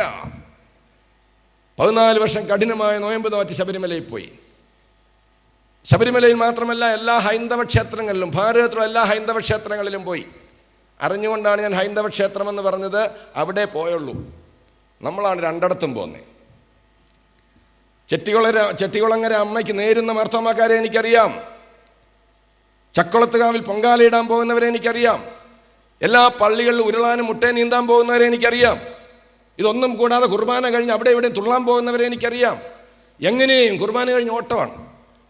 അങ്ങനെയായിരുന്നില്ല, കഠിനമായ നോയമ്പ് നോറ്റ് ഹൈന്ദവ തീർത്ഥാടന കേന്ദ്രങ്ങളെല്ലാം പോയ ആളാണ്. 14 വർഷം ശബരിമലയിൽ പോയി. പാദഹരേ പാപഹര. ചെരിപ്പിടാവ് അയ്യപ്പനെ തൊഴുതാൽ പാപഹരിക്കപ്പെട്ടവനായി മടങ്ങി വരാം. കഠിനമായ നോയമ്പ് നോറ്റ് ഇരുമുടി കെട്ടുമേന്തി 12 വർഷം കഴിഞ്ഞാൽ പെരിയസ്വാമിയാണ്. അവിടെ ചെല്ലുമ്പോൾ ആദ്യം കാണും തത്വമസി എന്നാണ്. അതായത് എന്തിനാ ഇങ്ങോട്ട്, നമ്മളെല്ലാം ഒരുപോലെ ഉള്ളല്ലോ, എന്തിനാ ഇങ്ങോട്ട് വന്നെന്ന് ആദ്യം എഴുതി വെച്ചേക്കുന്നേ. എന്നാലും അവിടുത്തെ പൂജാകർമ്മങ്ങളൊക്കെ ചെയ്ത് കഴിയുമ്പോൾ കേൾക്കാം, പരിത്രാണായ സാധൂനാം വിനാശായ ദുഷ്കൃതം ധർമ്മ സംസ്ഥാപനാർത്ഥായ സംഭവാമി യുഗേ യുഗേ. ദുഷ്ടന്മാരെ നിഗ്രഹിച്ച് നീതിവാന്മാരെ രക്ഷിക്കുവാൻ യുഗങ്ങൾ തോറും ഞാൻ അവതരിക്കുവാൻ ദൈവങ്ങളുടെ മുൻപാകെ. 24 മണിക്കൂർ മദ്യത്തിൽ മുഴുകി നടക്കുന്ന കൃഷ്ണപിള്ളയ്ക്ക് എന്താണ് രക്ഷ? അദ്ദേഹത്തിൻ്റെ പേര് 20 വയസ്സായപ്പോൾ നാട്ടുകാരൊന്ന് പരിഷ്കരിച്ചു. KD കൃഷ്ണപിള്ള എന്ന് വിളിക്കാൻ തുടങ്ങി. ഇനിഷ്യൽ അല്ല, അദ്ദേഹത്തിൻ്റെ സ്വഭാവം കൊണ്ട് വിളിച്ചതാണ്. അദ്ദേഹം നോയമ്പ് നോറ്റതിൻ്റെ കേട് തീർത്ത് കുടിക്കാൻ തുടങ്ങി. ഏറ്റവും സങ്കടം, അദ്ദേഹത്തിന് ഇടത്തും വലത്തും നടന്ന് മദ്യപിച്ചത് 2 ക്രിസ്ത്യാനികളാണ്. അതങ്ങനെയാണല്ലോ, വാങ്ങിച്ചു കൊടുത്താൽ മതി, കുടിച്ച് സഹായിക്കും. അങ്ങനെ ഒരു ഗുണമാണ്. ഒന്നൊരു മർത്തോമാക്കാരൻ, മറ്റേ ആളാരാന്ന് അഭിയൊന്ന് തിരുമേനി ഇരിക്കുന്നതുകൊണ്ട് ഞാൻ പറയുന്നില്ല ഏത് സഭക്കാരനാണ്. ഒരു ദിവസം കുടിച്ച് വയറ് നിറഞ്ഞപ്പോൾ മർത്തോമാക്കാരൻ അച്ചായൻ പറഞ്ഞു, പിള്ളേച്ചാ നമുക്കിനി ഒരു യോഗം കേൾക്കാൻ പോകാം. ചിലക്കിങ്ങനെ അകത്തി എന്നുള്ള യോഗം കേൾക്കാൻ പോകണം. അങ്ങനെ വിളിച്ചുകൊണ്ട് പോയതാണ് റാന്നി ഉദിമൂട് ഒലിവുമല കൺവെൻഷൻ. കിഴക്കിൻ്റെ മാരാമണം എന്നറിയപ്പെടുന്ന സാധു കൊച്ചുഞ്ഞുപദേശ സ്ഥാപിക്കപ്പെട്ട വലിയ കൺവെൻഷൻ. തലേക്കെട്ടും കെട്ടി എളിയിൽ 2 കടാരിയും തിരികെ KD കൃഷ്ണപിള്ളയും, ഇടത്തും വലത്തും 2 ക്രിസ്ത്യാനി കൂട്ടുകാരും തുരുമ്പ് വെളിവില്ലാതെ പോയി. പന്തലിൽ കയറാ തെങ്ങേച്ചാരി നിന്നു. അവരെ കണ്ടപ്പോൾ തന്നെ സംഘാടകർക്ക് ഭീതിയും ഭയവും ഉണ്ടായി കാണും. അന്ന് പ്രസംഗിച്ച ദൈവദാസൻ ആരാണെന്ന് അറിയത്തില്ല. പക്ഷേ എൻ്റെ അപ്പച്ചന് അതിൻ്റെ വാക്യം ഓർമ്മയുണ്ടായിരുന്നു. കഴിഞ്ഞ വർഷമാണ് എൻ്റെ പിതാവ് മരിച്ചത്. 96-ാമത്തെ വയസ്സിൽ അഭിയോൻ തിരുമേനിയൊക്കെ സംബന്ധിച്ചിരുന്നു സംസ്കാരത്തിൽ. അതേ അവസാനം വരെ ആ ഓർമ്മയുണ്ടായിരുന്നു. കാണാതെ പോയതിനെ തിരഞ്ഞ് രക്ഷിപ്പാനല്ലോ മനുഷ്യപുത്രൻ വന്നതെന്നുള്ള വാക്യമാസ്പദമാക്കി കാൽവരി ക്രൂശിൽ വെളിപ്പെട്ട മഹാസ്നേഹത്തെക്കുറിച്ച് പ്രസംഗിച്ച ദൈവദാസൻ പരിശുദ്ധാത്മാവിനെ നിറഞ്ഞു. പരിശുദ്ധാത്മാവ് ധൈര്യത്തിൻ്റെയും ശക്തിയുടെയും ആത്മാവാണ്. പിന്നെ ആരെ പേടിക്കാനാണ്? ദൈവാത്മാവിനെ നിറഞ്ഞു കഴിഞ്ഞപ്പോൾ തെങ്ങേച്ചാരിക്കുന്ന KD കൃഷ്ണയുടെ നെഞ്ചിനേരെ വിരൽ ചൂണ്ടിക്കൊണ്ട് പറഞ്ഞു, സഹോദര, യേശു നിന്നെയും സ്നേഹിക്കുന്നു. അതാണ് സുവിശേഷം. ഏത് മദ്യപാനിയോടും യേശു നിന്നെ സ്നേഹിക്കുന്നു, സഹോദര എന്ന് വിളിക്കണം. ആ സഹോദര എന്ന് വിളിച്ചപ്പോഴേ പകുതി മാനസാന്തരപ്പെട്ട് കാണും. യേശു നിന്നെ സ്നേഹിക്കുന്നു. നിന്റെ തകർന്ന ജീവിതത്തിലേക്ക് യേശു പ്രവേശിച്ചാൽ നിന്റെ കുടുംബജീവിതം അനുഗ്രഹിക്കപ്പെടും. യേശു നിന്നെ സ്നേഹിക്കുന്നു. 3 പ്രാവശ്യം പറഞ്ഞു. സന്ധി മജകളെ തുളച്ചു കയറും ദൈവത്തിൻ്റെ വചനം. ഇരുവായ്ത്തലയുള്ള വാളാൻ ദൈവത്തിൻ്റെ വചനം എൻ്റെ പിതാവിനെ കീഴ്പ്പെടുത്തി. എന്നെ സ്നേഹിക്കുന്ന ദൈവമുണ്ടെങ്കിൽ എൻ്റെ ശിഷ്ടായുസ ദൈവത്തിന് വേണ്ടി എന്ന് പറഞ്ഞ് ദൈവകരങ്ങളിലേക്ക് ഒരു എടുത്തിയാട്ടം വെച്ചു കൊടുത്തു എൻ്റെ പിതാവ്. അന്നു മുതൽ ഞങ്ങളുടെ ജീവിതം സ്വർഗീയ ആനന്ദം അനുഭവിക്കുന്ന ഭവനമായി എന്ന് മാത്രമല്ല, ഞങ്ങളെ രക്ഷിച്ചവനായ കർത്താവിനെ കുറിച്ച് മറ്റുള്ളവരോട് സാക്ഷിക്കുവാൻ, പ്രസംഗിക്കുവാൻ ദൈവം ഞങ്ങൾ ഉപയോഗിച്ചുകൊണ്ടിരിക്കുന്നു. ഞങ്ങളുടെ തലമുറയിൽ 5 പേര് മാർത്തോമാ സഭയിലെ സുവിശേഷ പ്രവർത്തകരുണ്ട്. ഞങ്ങളുടെ നെക്സ്റ്റ് ജനറേഷൻ അത് ഏറ്റെടുത്തിരിക്കുകയാണ്. അച്ഛന്മാരുടെ സുവിശേഷം ഞങ്ങളുടെ ഭവനങ്ങളിൽ നിന്ന് വന്നുകൊണ്ടിരിക്കുകയാണ്. ദൈവത്തിന് ഒറ്റ പ്രസംഗം, ഒറ്റ പ്രസംഗം, പരിശുദ്ധാത്മാവിന് നിറവുള്ള ഒറ്റ പ്രസംഗം. അതുകൊണ്ട് പ്രസംഗിക്കണം. നമുക്ക് മാർത്തോമാക്കാരുടെയൊക്കെ ഒരിക്കൽ ഓണവാരവേലയൊക്കെ ഉണ്ട്. ആരാണ്ടെങ്ങാണ്ട് പറഞ്ഞു അതൊക്കെ അങ്ങ് നിർത്തി നോക്കിയിരിക്കുക. ആരെങ്കിലും ഒന്ന് പറയാൻ പിടിച്ചോണ്ട് പോകുന്നു. ആര് പിടിച്ചോണ്ട് പോകും? ഇപ്പോഴും ആമ്പിള്ളാർ നടത്തുന്നത്. നമുക്ക് വയ്യ പ്രസംഗിക്കാൻ, നാണമാണ്. ആരല്ലേലും വരുന്നത്. പ്രസംഗിക്കാതെ എങ്ങനെ കേൾക്കും? മാവേലിക്കരയിൽ ഞാൻ പ്രസംഗിച്ചുകൊണ്ട് നിൽക്കുകയാണ് ഒരിക്കൽ ഓണവാരവേലയ്ക്ക്. ഇപ്പോഴും മാവേലിക്കരയിലുണ്ട്, മാർത്തോമാ CSI രക്ഷാസേനക്കാർ നടത്തുന്നുണ്ട്. മിച്ചൽ ജംഗ്ഷൻ ഞാൻ പ്രസംഗിച്ചുകൊണ്ടിരുന്നു ഒരിക്കൽ ഓണത്തിന്. ഞാൻ പ്രസംഗിച്ചുകൊണ്ടിരിക്കുമ്പോൾ ഞാൻ കണ്ടു ഒരു പൂജാരി ക്ഷേത്രത്തിൽ നിന്ന് വരികയാണ്. ഒരു ബ്രാഹ്മൺ പൂജാരിയാണെന്ന് എനിക്കറിയത്തില്ല. ഒരു താലമൊക്കെ കയ്യിലുണ്ട്, പൂണൂലൊക്കെ ധരിച്ചിട്ടുണ്ട്, ഉടുപ്പ് ധരിച്ചിട്ടില്ല. അദ്ദേഹം വന്ന് ഈ പ്രസംഗം മുഴുവൻ കേൾക്കുന്നത് കണ്ടു ഞാൻ. അദ്ദേഹം കേൾക്കുന്നു എന്ന് ശ്രദ്ധിച്ചപ്പോൾ ഞാൻ എൻ്റെ കുടുംബത്തിൻ്റെ ചരിത്രമൊക്കെ പറഞ്ഞു. പ്രസംഗം കഴിഞ്ഞപ്പോൾ അദ്ദേഹം വന്ന്, അത് പറയുമ്പോൾ തന്നെ എനിക്ക് അഭിമാനം തോന്നുന്നു. അദ്ദേഹം വന്ന് ഷെയ്ക്കാൻ്റെ ഒരു നാരങ്ങ കൊണ്ട് എൻ്റെ തന്നിട്ട് വെൽ ഡൺ ഫാദർ എന്ന് പറഞ്ഞ് എൻ്റെ കാല് തൊട്ട് വന്നിക്കാനായിട്ട് ശ്രമിച്ചത് ഞാൻ ഓർക്കുന്നു. സുവിശേഷം പ്രസംഗിക്കണം, ദൈവാത്മാവിൽ നിറഞ്ഞ്. പ്രസംഗിക്കാതെ എങ്ങനെ കേൾക്കും? കേൾക്കാതെ എങ്ങനെ വിശ്വസിക്കും? നമുക്ക് പ്രസംഗം വളരെ കുറഞ്ഞു പോകുന്നു. അതെന്ത് സംഭവിച്ചു എനിക്കറിഞ്ഞുകൂടാ. ഇനി ആര് പ്രസംഗിക്കാൻ, നിങ്ങൾ വേറെ എങ്ങും പോയി പ്രസംഗിച്ചില്ലേലും നിങ്ങളുടെ വീട്ടിലെങ്കിലും പ്രസംഗിക്കണം. നമ്മുടെ മക്കളോട് പ്രസംഗിക്കണം. എന്തൊക്കെ കാണിച്ചു വെക്കുന്നതൊക്കെ. ഈയിടെ ഒരു പുള്ളി, ഒരപ്പച്ചൻ എൻ്റെ അടുത്ത് വന്ന് ബൈക്ക് പ്രാർത്ഥിക്കണമെന്നും പറഞ്ഞ് ഒരു ബൈക്കും കൊണ്ട് വന്നേക്കുക. അപ്പച്ചന് കയറാൻ അറിയാൻ വയ്യ. അടുത്തുള്ള വീട്ടിലെ ഒരാൾ ഓടിച്ചോണ്ട് അപ്പച്ചൻ ഇങ്ങനെ മുന്നേ പുറകിൽ കളന്നിരിക്കുന്ന ബൈക്കിൽ കയറി ഇരുന്ന് വന്നേക്കുകയാണ്. ഉച്ചയ്ക്ക് 2 മണിയായപ്പോൾ വന്ന് ബെല്ലടിച്ചു. അപ്പച്ചൻ ബൈക്കിൻ്റെ പുറകിലാണ് വന്നേ. അച്ഛാ ഈ ബൈക്കൊന്ന് പ്രാർത്ഥിക്കണം. അപ്പച്ചൻ കൊണ്ടുവന്നേക്കുകയാണ്. ഞാൻ ചോദിച്ചു, ഇത് ആരുടെ ബൈക്കാണ് അപ്പച്ചാ? ഇത് കൊച്ചുമോൻ്റെ ബൈക്കാണ്. ഞാൻ ചോദിച്ചു, കൊച്ചുമോൻ എന്ത് ചെയ്യും? അവൻ കിടന്ന് ഉറങ്ങുക. ഞാൻ പറഞ്ഞത്, എൻ്റെ അപ്പച്ചാ ബൈക്കിന് വേണ്ടിയല്ല പ്രാർത്ഥിക്കേണ്ടത്, കൊച്ചുമോന് വേണ്ടിയല്ലേ പ്രാർത്ഥിക്കേണ്ടത്. ഏതെങ്കിലും ബൈക്ക് ഇന്ന് വരെ കള്ള് കുടിച്ചായിട്ട് പത്രത്തിൽ വായിച്ചിട്ടുണ്ടോ? ഏതെങ്കിലും കാർ ആരെങ്കിലും ചെന്ന് ഇടിച്ചിട്ടുണ്ടോ? ഇവൻ ഈ ഓടിക്കുന്നവൻ്റെ കുഴപ്പം കണ്ടല്ലേ. അതുകൊണ്ട് അപ്പച്ചാ അവന് വേണ്ടി അവനെ അപ്പച്ചാ വെഞ്ചരിക്കേണ്ടിയേ. ഇപ്പം ആ പിടിച്ച ബൈക്കിന് വേണ്ടി ഞാൻ പ്രാർത്ഥിക്കത്തില്ലെന്ന് പറഞ്ഞു, ജീവനില്ലാത്ത ബൈക്കിന് വേണ്ടി. ഓ അച്ഛൻ പ്രാർത്ഥിക്കാം. ഞാൻ ഇല്ല അപ്പച്ച. അച്ഛൻ എടാ നീ എന്നാ പോയി വിളിച്ചോണ്ട് വാടാന്ന് പറഞ്ഞ് ഇയാളെ വിട്ടു. ഇയാൾ ബൈക്കിൽ പോയി ചെറുക്കനെയും കൊണ്ടൊരു വരവ്. എൻ്റെ ദൈവമേ പേടിച്ചു പോയി. ഇല്ല, ടെമ്പോയിൽ കച്ചി കൊണ്ടുവരുന്ന പോലെ മുടി മേലോട്ട് നിൽക്കുന്നു. മുടിയെല്ലാം കൂടി ഇങ്ങനെ മേലോട്ട് നിൽക്കുകയാണ്. പിന്നെ ഒരു വെള്ളം വയാറെല്ലാം കൂടി ഇട്ട് ഇങ്ങനെ ഒരു ഒറ്റ കമ്മലും ഇട്ട് നിക്കർ ഇപ്പം താഴെ പോകുന്നുള്ള മറ്റു നിക്കർ ഇട്ടുകൊണ്ട് ഇങ്ങനെ വരികയാണ്. ഞാൻ പോയി കൊണ്ടുപോകാം. അയ്യോ വേണ്ടേ പറ്റാ, അവനെ വേണ്ട എന്ന് പറഞ്ഞു. എന്തോ പോക്കും വരുമൊക്കെയാണ് നമ്മുടെ മക്കളുടെയൊക്കെ സ്ഥിതി. നമ്മുടെ കുടുംബങ്ങളിൽ പ്രസംഗിക്കണം, വേറെങ്ങും പോയി പ്രസംഗിക്കണ്ട. കുടുംബങ്ങളിലാണ് രൂപാന്തരം ആവശ്യമായിരിക്കുന്നത്. നിങ്ങൾ പറയും ഞങ്ങൾ സൺഡേ സ്കൂളിൽ വിടുന്നുണ്ട്, വലിയ കാര്യമാണ് സൺഡേ സ്കൂള്. 15 വർഷം സൺഡേ സ്കൂളിൽ പഠിച്ചിട്ട് ഇറങ്ങുന്ന കുഞ്ഞുങ്ങളാണ് പിറ്റേ വർഷം സഭ മാറുന്നത്. 18 വയസ്സ് വരെ അവൻ ഒരു സഭയും മാറത്തില്ല. 15 വർഷം സൺഡേ സ്കൂളിൽ പഠിച്ചിട്ട് ഇറങ്ങി അവൻ കാസർഗോഡിന് അപ്പുറത്ത് പോയവനെ തിരിച്ചു വരുന്ന മർത്തമാ പള്ളി കണ്ട കാർക്കിച്ച് തുപ്പും. അവൻ ചർച്ചയ്ക്ക് തലയെ കുത്തിന്നേ പ്രാർത്ഥിക്കത്തുള്ളൂ. അതുകൊണ്ട് സൺഡേ സ്കൂളിൽ ഞങ്ങൾ വിടുന്നെന്നും പറഞ്ഞിരിക്കരുത്. സൺഡേ സ്കൂളിൻ്റെ സിലബസൊക്കെ എന്നേ മാറി. ഇവിടെ സൺഡേ സ്കൂൾ പ്രവർത്തകരൊക്കെ കാണും, എന്നാലും കുഴപ്പമൊന്നുമില്ല. സൺഡേ സ്കൂൾ സിലബസൊക്കെ എന്നേ പൊളിച്ചെഴുതണം. ഒരു ഭദ്രാസനത്തിൻ്റെ സീനിയർ ക്യാമ്പ് 17, 18 വയസ്സുള്ള +1, +2 കുഞ്ഞുങ്ങൾ അവർ സൺഡേ സ്കൂൾ പഠനം കഴിഞ്ഞിറങ്ങുകയാണ്. ആ സീനിയർ ക്യാമ്പിൽ പ്രസംഗിക്കുവാൻ ചെന്ന മുഖ്യ പ്രസംഗൻ പ്രതിഷ്ഠാ സമയത്ത് ആ കുഞ്ഞുങ്ങളോട് ചോദിച്ചു, മക്കളെ നിങ്ങൾ എത്ര പേര് സ്വർഗത്തിൽ പോകുന്ന ഉറപ്പുണ്ടെന്ന്. 73 കുഞ്ഞുങ്ങളുണ്ട്. ആരും കൈവക്കിയില്ല. എല്ലാവരും ചിരിക്കുകയാണ്. സ്വർഗമെന്ന് കേട്ടപ്പോൾ ചിരിക്കുകയാണ്. മാർത്തോമാക്കാർ പഠനം കഴിഞ്ഞ് ഇറങ്ങുകയാണ്. അപ്പോൾ എന്നോട് അദ്ദേഹം പറഞ്ഞപ്പോൾ ഞാൻ പറഞ്ഞു, അദ്ദേഹത്തിന് വലിയ ഞാൻ പറഞ്ഞു, എന്തിനാ സാറ് സങ്കടപ്പെടുന്ന? അധ്യാപകരോട് ചോദിച്ചാലും അതൊക്കെയുള്ള സ്ഥിതി എന്ന് പറഞ്ഞു. എന്താണ് നമ്മുടെ സൺഡേ സ്കൂളൊക്കെ? അതുകൊണ്ട് ഇതുകൊണ്ടങ്ങ് തൃപ്തരായിരിക്കരുത്. നമ്മുടെ കുഞ്ഞുങ്ങളെ നേരാവണ്ണം പഠിപ്പിക്കണം, വീടുകളിൽ പ്രസംഗിക്കണം, പരിശുദ്ധാത്മാവിന്റെ നിറവിൽ പ്രസംഗിക്കണം. കാരണം പ്രസംഗം എന്ന് പറയുന്നത് രൂപാന്തരത്തിലേക്ക് നയിക്കും. കായംകുളം കത്തോലിക്ക പള്ളി ഞാൻ പ്രസംഗിക്കാൻ പോയി. കായംകുളം കത്തോലിക്ക പള്ളി 2000 പേരെ ഇരിപ്പുണ്ട്. വലിയ കൺവെൻഷനായിരുന്നു, എക്യുമെനിക്കൽ കൺവെൻഷനാണ്. സമാപന ദിവസം ഞാനായിരുന്നു പ്രസംഗിക്കാൻ. ഞാൻ പ്രസംഗിച്ചുകൊണ്ട് നിൽക്കുമ്പോൾ ഒരു ചെറുപ്പക്കാരൻ സൂട്ട് കേസ് എടുത്തുകൊണ്ട് പന്തലിൽ നിന്ന് ഇറങ്ങിപ്പോയി. അതെനിക്ക് വളരെ അരോചകമായിട്ട് തോന്നി. പക്ഷേ ഞാനൊന്നും പറഞ്ഞില്ല, കത്തോലിക്ക പള്ളിയാണ്. എല്ലാവരും നിശബ്ദരായിട്ടിരിക്കുമ്പോൾ അദ്ദേഹം ഇറങ്ങിപ്പോയി. ഞാനൊന്നും പറഞ്ഞില്ല. പക്ഷേ യോഗം കഴിഞ്ഞ് ഞങ്ങൾ അന്ന് അധ്യക്ഷത വഹിച്ച തിരുമേനിയുടെ അടുത്ത് ഞങ്ങൾ അച്ഛന്മാർ വർത്തമാനം പറഞ്ഞുകൊണ്ട് നിൽക്കുമ്പോൾ ഈ ചെറുപ്പക്കാരെ തിരിച്ചു വന്നു. സൂട്ട് കേസ് അവിടെ വെച്ചിട്ട് ഓടി വന്ന് എൻ്റെ കാൽക്കലോട്ട് ഇങ്ങനെ ഏങ്ങലടിച്ച് കരഞ്ഞുകൊണ്ട് നെടുപടാരം എൻ്റെ കാൽക്കലോട്ട് വീഴാൻ ശ്രമിച്ച് ഞാൻ അദ്ദേഹത്തെ പിടിച്ചെഴുന്നേപ്പിച്ച് എന്തായി കാണിക്കുന്നതെന്ന് ചോദിച്ചോണ്ട് അദ്ദേഹം പറഞ്ഞു, അച്ഛൻ പ്രസംഗിച്ചോണ്ട് നമ്മൾ ഞാനാണ് ഇറങ്ങിപ്പോയത്. ഞാൻ കത്തോലിക്ക സഭാംഗമാണ്, കണ്ണൂർ സ്വദേശിയാണ്, ബാങ്കിലെ ഓഫീസറാണ്. ബാങ്കിൻ്റെ കാര്യത്തിന് വേണ്ടി 1 മാസത്തേക്ക് കായംകുളത്ത് വന്നതാണ്. ഹോട്ടലിലാണ് താമസിക്കുന്നത്. ബാങ്കിലെ ജോലി കഴിഞ്ഞ് ഹോട്ടലിലോട്ട് പോകുന്ന വഴിക്കാണ് യോഗം നടക്കുന്നത്. എന്നാൽ സമയമുണ്ടല്ലോ, കുറേ കേട്ടേക്കാമെന്ന് പറഞ്ഞ് കയറി ഇരുന്നതാണ്. പക്ഷേ കയറിയത് അബദ്ധമായി പോയെന്ന് ഇപ്പോഴാണ് മനസ്സിലായത്. ഞാൻ കയറി ഇരുന്നപ്പോൾ തൊട്ട് അച്ഛൻ പറയുന്ന ഓരോ വാക്കും എന്നോടാണെന്ന് എനിക്ക് തോന്നി. അദ്ദേഹം പറഞ്ഞ വാചകം ഓരോ വാക്കും എൻ്റെ നെഞ്ചിന് കൊണ്ടു. അടുത്ത വാചകം രസമാണ്. അദ്ദേഹം പറഞ്ഞത്, ഞാൻ നന്നായി പോകുമോ എന്ന് ഞാൻ ഭയപ്പെട്ടു. ഞാൻ നന്നായി പോയാൽ ഇന്ന് നടക്കുന്ന പോലെ എനിക്ക് നടക്കാൻ സാധിക്കത്തില്ല. ഈ രീതിയിൽ എനിക്ക് ജീവിക്കാനായിട്ട് സാധിക്കത്തില്ല. പലരോടും നോ പറയേണ്ടതായിട്ട് വരും.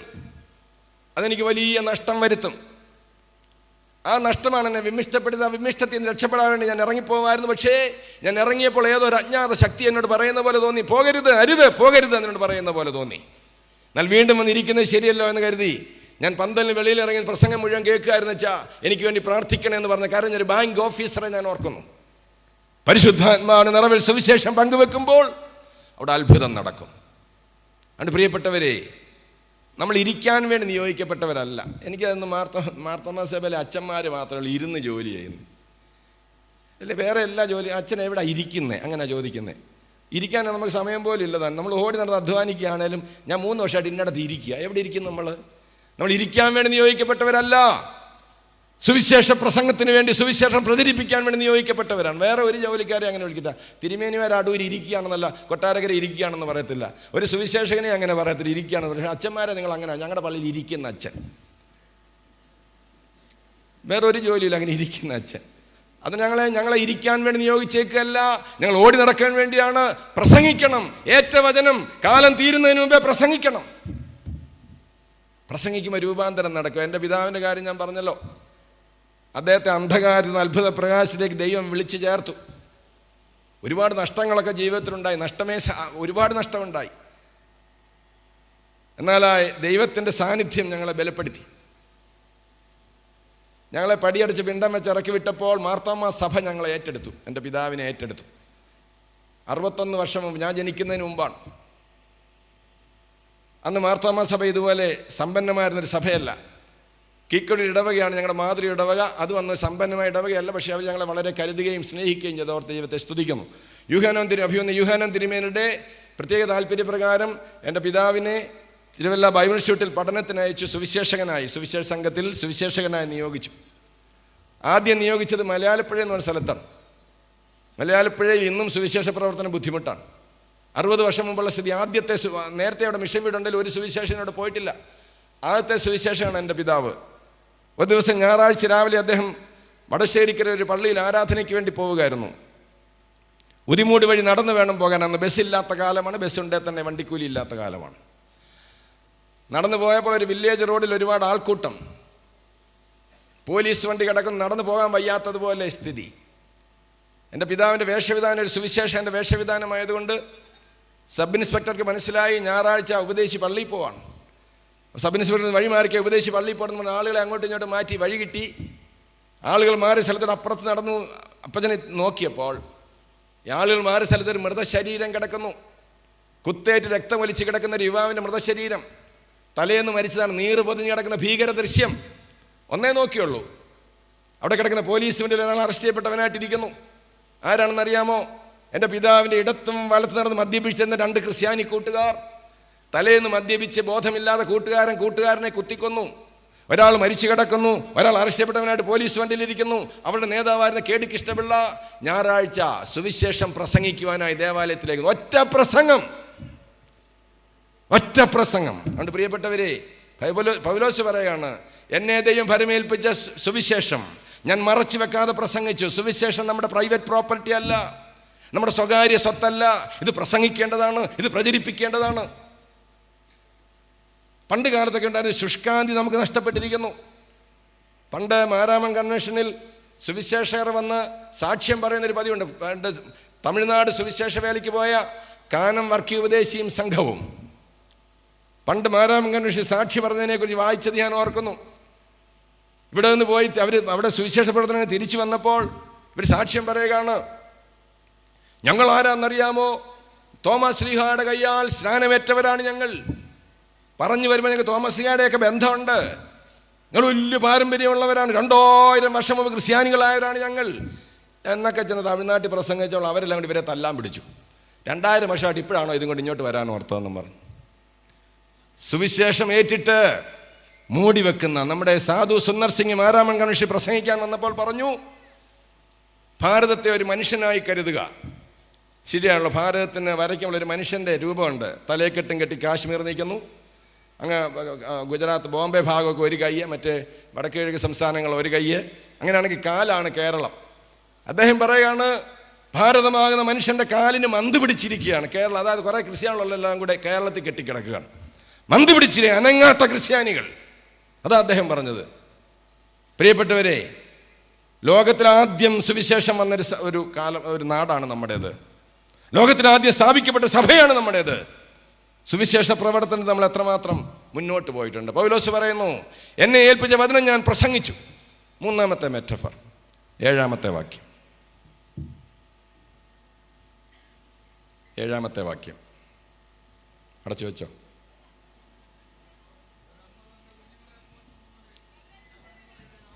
ഒരമ്മ തന്റെ കുഞ്ഞുങ്ങളെ പോറ്റുമ്പോൾ ഒരു സുവിശേഷകൻ ആരായിരിക്കണം? ദൈവത്താൽ തെരഞ്ഞെടുക്കപ്പെട്ട് നിയോഗിക്കപ്പെട്ടവനാണെന്നുള്ള വിനയബോധമുണ്ടായിരിക്കണം. ഒരു സുവിശേഷകൻ ആരായിരിക്കണം? താൻ ഏറ്റതായ വചനം ഒട്ടും മറച്ചു വെക്കാതെ, ഒട്ടും കയറ്റാതെ ഇറക്കാതെ പ്രസംഗിക്കണം. ഒരു സുവിശേഷകൻ ആരായിരിക്കണം? പ്രസംഗിച്ചാൽ മാത്രം പോരാ, ജീവിത രംഗങ്ങളിൽ എങ്ങനെ ജീവിക്കണം? ആർദ്രതയോടെ, അമ്മ തൻ്റെ കുഞ്ഞുങ്ങളെ പോറ്റും പോലെ ആർദ്രതയോടെ ജീവിക്കണം. എ നേഴ്സിംഗ് മദർ എന്നാണ് അവിടെ പറഞ്ഞിരിക്കുന്നത്. ഒരു സുവിശേഷകൻ ജീവിക്കേണ്ടത് ശുശ്രൂഷിക്കുന്ന അമ്മയെ പോലെയാണ്. ആർദ്രത. ആർദ്രത എന്ന് പറയുന്നത് നമ്മൾ പറയുന്ന പദമാണ് കൃപ എന്ന് പറയും. കൃപ പ്രകടിപ്പിച്ചുകൊണ്ട് ജീവിക്കണം. നമ്മൾ പലപ്പോഴും കൃപയെ തെറ്റിദ്ധരിച്ചിരിക്കുകയാണ്. സാധാരണ മാർത്താമ്മക്കാർ പ്രാർത്ഥിക്കുമ്പോൾ പറയുന്ന ഒരു പദമാണ്, കർത്താവേ ഞങ്ങളെ കൃപയാൽ പൊതിയണമേ, കൃപയാൽ പൊതിയണമേ. കൃപ അങ്ങനെ പൊതിയാനുള്ളതല്ല, കൃപ നിറയാനുള്ളതാണ്. പൊതിയെടുത്ത് കളയാനുള്ളതാണ്, കൃപ കളയാനുള്ളത്. നമ്മൾ തെറ്റിദ്ധരിച്ചിരിക്കുന്ന പദമാണ്. കൃപയെന്ന് പറയുന്നത് ലഭിക്കുന്നതല്ല, നൽകുന്നതാണ്. ദൈവം കൃപയുള്ളവനായതുകൊണ്ട് ദൈവം നമുക്ക് കൃപ നൽകും. നമ്മൾ കൃപയുള്ളവരാകും. നമ്മളിലൂടെ, നമ്മളതുകൊണ്ട് അർഹതയില്ലാത്തതെല്ലാം കൊണ്ട് ബാങ്കിലിടുന്നതിന് വേണ്ടിയല്ല, നമ്മളിലൂടെ അത് നിറഞ്ഞു കവിയണം ജനങ്ങളിലേക്ക്, സമൂഹത്തിലേക്ക്. ജഡം ധരിച്ച കൃപയാണ് ആർദ്രത എന്ന് പറയുന്നത്. കൃപയെന്ന് പറഞ്ഞൊരു ആത്മീയ പദമല്ല. ഈ ലോകരംഗങ്ങളിലാണ് നമ്മൾ കൃപ പുലർത്തേണ്ടത്. പൗലോസ് പറയുകയാണ്, ഞാൻ നിങ്ങളുടെ അടുക്കൽ ജീവിച്ചത് പ്രസംഗിച്ചുകൊണ്ട് മാത്രം ജീവിക്കുകയായിരുന്നില്ല. നിങ്ങളുടെ അടുക്കൽ ജീവിച്ചത് അമ്മ കുഞ്ഞുങ്ങളെ പോറ്റും പോലെ ആർദ്രതയോടെ ജീവിച്ച്. ഇന്ന് സഭയ്ക്ക് ആർദ്രതയുണ്ടോ? നമ്മളിലേക്ക് തന്നെ ചുരുങ്ങിപ്പോവുകയല്ലേ? അവിടെയല്ലേ നമുക്ക് സാക്ഷ്യം നഷ്ടപ്പെട്ടിരിക്കുന്നത്? ആർദ്രതയെക്കുറിച്ച് പറയുമ്പോൾ എനിക്ക് ഓർമ്മ വരുന്നത്, നമ്മുടെ അഭിവന്യ തീത്തോസ് തിരുമേനി 2017 മാരാമം കൺവെൻഷനിൽ പ്രസംഗിച്ചപ്പോൾ അദ്ദേഹത്തിൻ്റെ ഒരു അനുഭവം പറഞ്ഞു. അദ്ദേഹം ഡോക്ടറേറ്റ് ചെയ്ത ഒരു കത്തോലിക്ക സെമിനാരിയിലാണ്. ഒരു കത്തോലിക്ക അച്ഛൻ അദ്ദേഹത്തിൻ്റെ കൂട്ടുകാരനായിരുന്നു, റൂംമേറ്റ് ആയിരുന്നു. രണ്ടുപേരും കൂടെ ഒക്കെ നടക്കാൻ പോകും, കൂട്ടുകാരാണ്. ഒരു ദിവസം നടക്കാൻ പോയപ്പോൾ കത്തോലിക്ക അച്ഛന് സാധാരണ ഉള്ളതുപോലെ ഒരു സന്തോഷമില്ല മുഖത്ത്. അപ്പോൾ നമ്മുടെ തിരുമേനി, അന്ന് അച്ഛനാണ്, ഉമ്മൻചോറ് അച്ഛനാണ്. അച്ഛൻ ചോദിച്ചു, എന്താ അച്ഛോ ഇന്നെന്താ ഒരു സന്തോഷമില്ലാത്തത്, എന്താ ഒരു മുഖത്ത് തന്നെ ഒരു സങ്കടം? അപ്പോൾ കത്തോലിക്ക അച്ഛൻ പറഞ്ഞു, എൻ്റെ ജീവിതത്തിലെ അതിപ്രധാനമായൊരു സംഭവത്തിൻ്റെ വാർഷിക ദിനമാണിന്ന്. അപ്പോൾ നമ്മുടെ അച്ഛൻ ചോദിച്ചു, എന്താ അച്ഛോ, എന്താ അച്ഛൻ ഇത്ര അതിപ്രധാനമായ സംഭവം? അച്ഛൻ പറഞ്ഞു, ഞാൻ ഹൈറേഞ്ചിൽ വികാരിയായിരിക്കുമ്പോൾ, 2 പള്ളികളുടെ വികാരിയായിരുന്നു ഞാൻ, മലങ്കര കത്തോലിക്ക സഭയിലെ 2 പള്ളികളുടെ വികാരിയായിരുന്നു. ഒരിക്കൽ ഒരു ക്രിസ്മസ് കാലത്ത് ഒരു പള്ളിയിലെ വിശുദ്ധ കുർബാന കഴിഞ്ഞ് അടുത്ത പള്ളിയിൽ കുർബാന അർപ്പിക്കുവാനായി ഞാൻ പോവുകയായിരുന്നു. മൂടൽമഞ്ഞുണ്ട്, ഹൈറേഞ്ചാണ്, ഡിസംബർ മാസമാണ്. മൂടൽമഞ്ഞ്, നേരം വെളുത്ത് വരുന്നതേ ഉള്ളൂ, ശരിയായ കാഴ്ച ലഭ്യമല്ല. ഞാൻ ബൈക്കിൽ വളരെ വേഗം അടുത്ത പള്ളിയിലേക്ക് പോവുകയാണ്. എനിക്ക് നല്ല പരിചയമുള്ള റോഡാണ്, വെളുപ്പാങ്കാലം ഹെൽമെറ്റ് ഒന്നും വെച്ചിരുന്നില്ല. വളരെ വേഗം ഞാൻ ബൈക്ക് വിട്ട് പോകുമ്പോൾ ഞാൻ കണ്ടില്ല, തലേ രാത്രിയിലുണ്ടായ കാറ്റിൽ ഒരു മരം ഒടിഞ്ഞു കിടന്നിരുന്ന റോഡിൽ എൻ്റെ ബൈക്ക് അതിശക്തമായിട്ട് മരത്തിലിടിച്ചു. ഞാൻ മറിഞ്ഞു വീണു. എൻ്റെ തല ചെന്ന് റോഡിലടിച്ചു. കൈകാലുകളൊക്കെ ഒടിഞ്ഞ പോലെ എനിക്ക് തോന്നി. എനിക്ക് നല്ല ബോധമുണ്ട്, പക്ഷേ രക്തം ഒലിച്ച് ഞാൻ ഇങ്ങനെ എഴുന്നേക്കാനാവാതെ കിടക്കുകയാണ്. നല്ല വേദന എടുക്കുന്നു. ഞാൻ എഴുന്നേക്കാൻ നോക്കി, എഴുന്നേക്കാൻ സാധിക്കുന്നില്ല. നല്ല ബോധമുണ്ട്, വളരെ രക്തം ഇങ്ങനെ പോയിക്കൊണ്ടിരിക്കുകയാണ്. ഞാനിങ്ങനെ വളരെ നിസ്സഹായനായി ഞാൻ കിടന്നു. അച്ഛൻ പറയുകയാണ്. അങ്ങനെ ഇരിക്കുമ്പോഴാണ് ഒരു പാലി കമ്പനിയുടെ ടെമ്പോ വാൻ വളരെ സ്പീഡിൽ വരുന്നു. വളരെ വേഗം വരികയാണ് ടെമ്പോ വാൻ. അച്ഛന് മനസ്സിലായി, ടെമ്പോ ഇപ്പം എൻ്റെ ദേഹത്ത് കയറി ഞാൻ മരിക്കും. അച്ഛൻ കണ്ണടച്ചിങ്ങനെ മരിക്കാൻ തയ്യാറായി കിടന്ന് പ്രാർത്ഥനയോടെ കിടന്നു. അച്ഛൻ പറയാണ്, അച്ഛനെ അത്ഭുതപ്പെടുത്തിക്കൊണ്ട് അച്ഛൻ്റെ ഏകദേശം ഒരു 10 അടി അടുത്ത് വന്നതായി ടെമ്പോ വാൻ, വളരെ വേഗം വന്ന ടെമ്പോ വാൻ ഇടത്തുവശത്തെ കൊക്കയിലേക്ക് മറിഞ്ഞു. അച്ഛന് വളരെ വിഷമമായി, ഭീതിയായി. അച്ഛൻ എഴുന്നേക്കാൻ നോക്കി, ഒരു തരത്തിൽ എഴുന്നേക്കാൻ വയ്യ. അച്ഛനൊരു വടിയൊക്കെ ഊന്നി ഒരു തരത്തിൽ എഴുന്നേറ്റപ്പോഴുണ്ട് ആദ്യത്തെ ട്രാൻസ്പോർട്ട് ബസ് വരുന്നു, ഹൈറേഞ്ചിലൂടെ പോകുന്ന ആദ്യത്തെ ബസ് വരുന്നു. വെളുപ്പാങ്കാലമാണ്, അധികം പേരൊന്നും ബസ്സിലില്ല. അച്ഛൻ ആ ബസ്സിൻ്റെ മുമ്പിൽ ഇങ്ങനെ എഴുന്നേറ്റ് നിന്ന് കൈപൊക്കി കാണിച്ചു. രക്തം ഒലിക്കുന്നുണ്ട്, കൈകാലിൽ ഒടിഞ്ഞാന്ന് തോന്നുന്നു. അച്ഛൻ ഇങ്ങനെ ഒരു കമ്പ കുത്തി ഇങ്ങനെ എഴുന്നേറ്റ് നിന്ന് കൈപൊക്കി കാണിച്ചപ്പോൾ ഡ്രൈവർ കണ്ടു, ബസ് നിർത്തി. അച്ഛൻ ആക്ഷൻ കാണിച്ചു, ഇങ്ങനെ ഒരു വണ്ടി മറിഞ്ഞിട്ടുണ്ട് എന്ന് കാണിച്ചു. ബസ്സിലുണ്ടായിരുന്നവരെല്ലാം കൂടെ ആ താഴെ ഇറങ്ങി കൊക്കയിൽ നിന്നും ഡ്രൈവറെ കരയിലേക്ക് എടുത്തുകൊണ്ട് അദ്ദേഹം മരിച്ചിട്ടില്ല. അച്ഛനെയും ആ ഡ്രൈവറെയും ഒരേ ആശുപത്രിയിൽ കൊണ്ടുപോയി പ്രവേശിപ്പിച്ചു. ഏതാനും ദിവസങ്ങൾ കഴിഞ്ഞപ്പോൾ അച്ഛന് വടികളൂന്നി നടക്കാവുന്ന ഘട്ടമായപ്പോൾ അച്ഛൻ നടന്ന ICUവിൽ ഈ ചെറുപ്പക്കാരൻ കിടക്കുന്ന മുറിയിൽ ചെന്നു.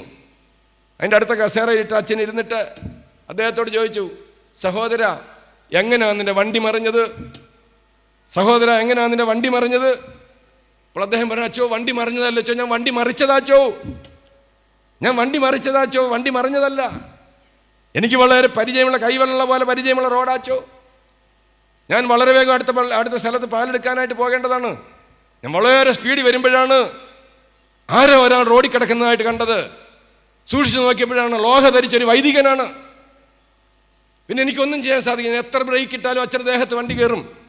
എനിക്ക് പിന്നെ ഒന്നേ ചെയ്യാനോ, ഞാൻ മരിച്ചെങ്കിൽ മരിച്ചോട്ടച്ചോ, അതിനുവേണ്ടി ഞാൻ വണ്ടി മറിച്ചതാണ്. ഞാൻ ജീവിച്ചുകൊണ്ട് വലിയ കാര്യമൊന്നുമില്ലച്ചോ. 27 വയസ്സുള്ള ഒരു ഹൈന്ദവ യുവാവാണ് ഈ പറയുന്നതെന്ന് ഓർക്കണം. ഞാൻ ആർക്കും ഒരു ഗുണമുള്ളവനല്ലച്ചോ. ഞാൻ മരിച്ചാൽ ആർക്കാ നഷ്ടം? എന്നാൽ 1000ങ്ങൾക്ക് കുർബാന ചൊല്ലിക്കൊടുക്കേണ്ട അച്ഛൻ, ഹൈന്ദവ യുവാവ് പറയുകയാണ്, 1000ങ്ങൾക്ക് കുർബാന ചൊല്ലിക്കൊടുക്കേണ്ട അച്ഛൻ, 1000ങ്ങൾക്ക് നല്ല കാര്യം പറഞ്ഞു കൊടുക്കേണ്ട അച്ഛൻ മരിക്കരുത്. അതിനുവേണ്ടി ഞാൻ മരിക്കാൻ തയ്യാറായതാണ്. കത്തോലിക്ക അച്ഛൻ നമ്മുടെ അച്ഛനോട് പറയാൻ, അച്ചോ 23 വർഷമായി ഞാൻ കുർബാന ചൊല്ലുന്നു, ഞാൻ ആ ചെറുപ്പക്കാരൻ്റെ അത്രയും വളർന്നിട്ടില്ല അച്ചോ. ഇതാണ് ആർദ്രത എന്ന് പറയുന്നത്. ഇതാണ് ആർദ്രത. നമ്മൾ പലപ്പോഴും ആർദ്രയെന്നും കൃപയെന്നൊക്കെ പറഞ്ഞ് തെറ്റിദ്ധരിച്ചിരിക്കുകയാണ്.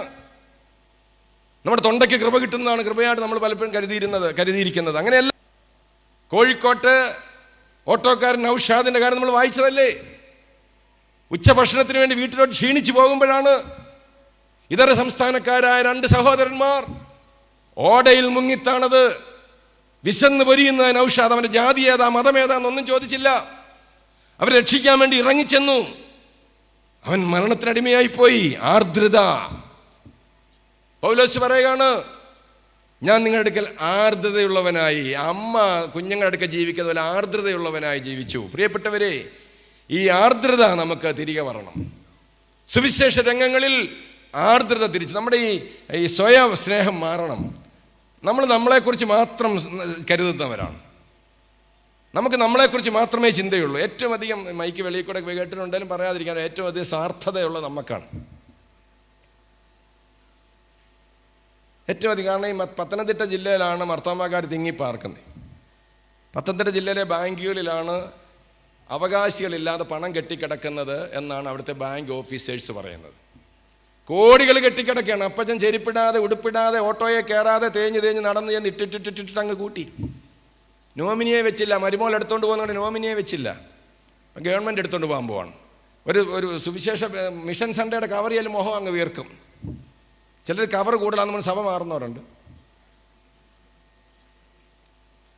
ആർദ്രത നഷ്ടപ്പെട്ടൊരു സമൂഹമായി, മറ്റുള്ളവരെ കുറിച്ച് കരുതലില്ലാത്തൊരു സമൂഹം. ആ വെപ്രാളം കാണാനായിട്ട് പാരീഷ് ഹാളിലോട്ട് ചെന്നാൽ പോരെ? കല്യാണം കഴിഞ്ഞിട്ട് എല്ലാ പാരീഷ് ഹാളിൻ്റെ മെയിൻ ഡോറെല്ലാം വളഞ്ഞൊടിഞ്ഞിരിക്കുകയാണ്. എന്തൊരു വെപ്രാളം അവിടെ.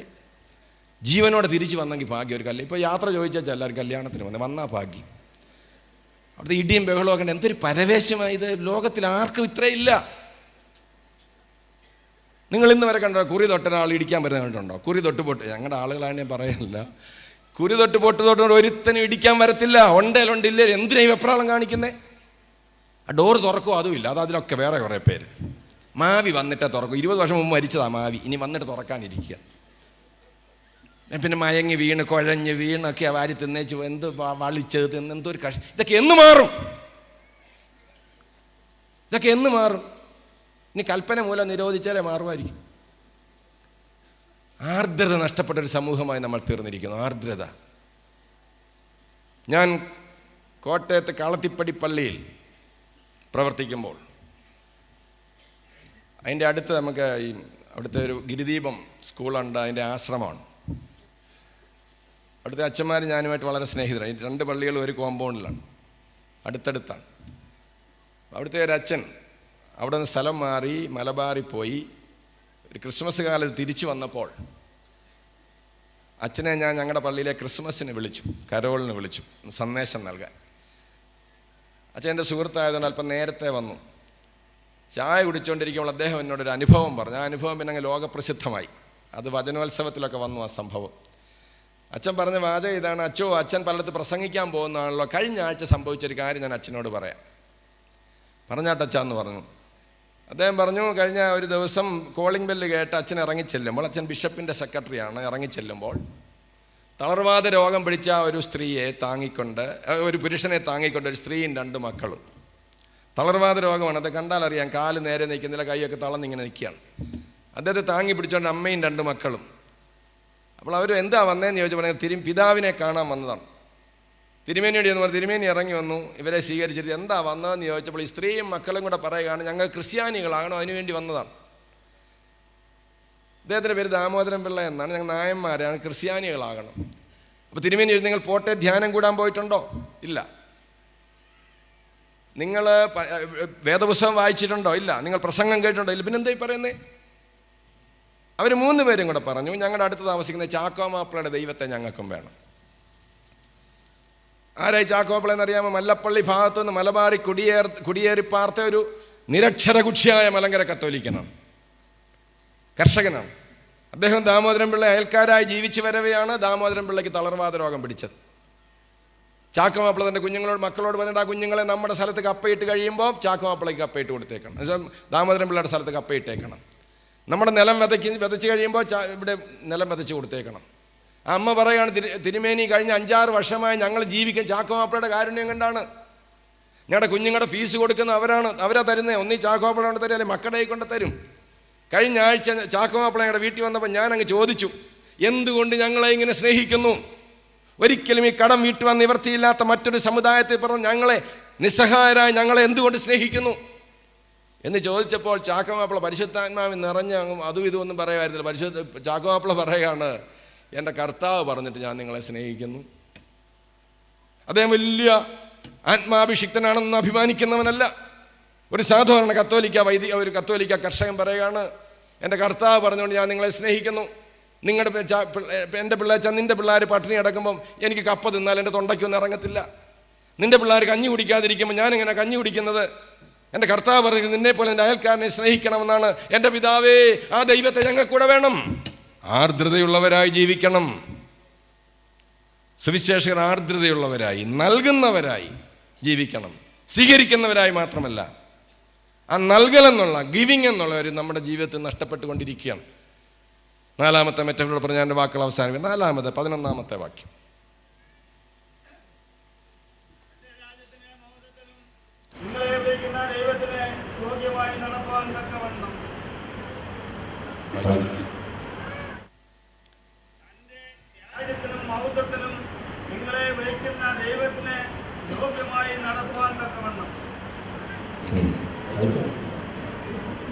ഞങ്ങൾ നിങ്ങളിൽ ഓരോരുത്തരെ അപ്പൻ മക്കളെ എന്ന പോലെ പ്രബോധിപ്പിച്ചും ഉത്സാഹിപ്പിച്ചും സാക്ഷ്യം പറഞ്ഞും തോന്നുന്നു. 4-ാമത്തെ മെറ്റഫോർ പൗലോസ് പറയുന്നത് ലവിങ് ഫാദർ. ഒരു സുവിശേഷകൻ ആരായിരിക്കണം? ദൈവത്താൽ തെരഞ്ഞെടുക്കപ്പെട്ട കാര്യവിചാരകനാണെന്നുള്ള ബോധ്യമുണ്ടായിരിക്കണം. ഒരു സുവിശേഷകൻ ആരായിരിക്കണം? താൻ ഏറ്റ സുവിശേഷം മറച്ചു വെക്കാതെ പ്രസംഗിക്കുന്നവനായിരിക്കണം. ഒരു സുവിശേഷകൻ ആരായിരിക്കണം? പ്രസംഗിച്ചാൽ മാത്രം പോരാ, ജീവിത ചുറ്റുപാടുകളിൽ ആർദ്രതയോടെ, ഒരു അമ്മ കുഞ്ഞുങ്ങളെ സ്നേഹിക്കുന്നത് പോലെ ആർദ്രതയോടെ ജീവിക്കുന്നവരായിരിക്കണം. 4-ാമത് പൗലോസ് പറയുകയാണ്, ഒരു സുവിശേഷകൻ ആരായിരിക്കണം? സാക്ഷ്യമുള്ളവനായി ജീവിക്കണം. എങ്ങനെ? അപ്പൻ മക്കളുടെ അടുക്ക ജീവിക്കുന്നത് പോലെ. A loving father. ഒരു ഏറ്റവും വലിയ സാക്ഷ്യമെന്ന് പറയുന്നത് അപ്പനെക്കുറിച്ച് മക്കൾ പറയുന്നതാണ്. നമുക്ക് നമ്മളെക്കുറിച്ചൊക്കെ നല്ല സാക്ഷ്യമാണ്, നല്ല കാര്യമാണത്, നമുക്കേലും വേണമല്ലോ. നമ്മുടെ മക്കൾ എന്താണ് നമ്മളെക്കുറിച്ച് പറയുന്നതെന്ന് ശ്രദ്ധിക്കണം. ഒരു സുവിശേഷൻ വളരെ ശ്രദ്ധയോടെ ജീവിക്കണം. പ്രബോധിപ്പിച്ച് ഉത്സാഹിപ്പിച്ചും സാക്ഷ്യം പറഞ്ഞും പോന്നു. ഇതാണ് നമ്മുടെ സമൂഹത്തിൽ നഷ്ടപ്പെട്ടിരിക്കുന്നത്.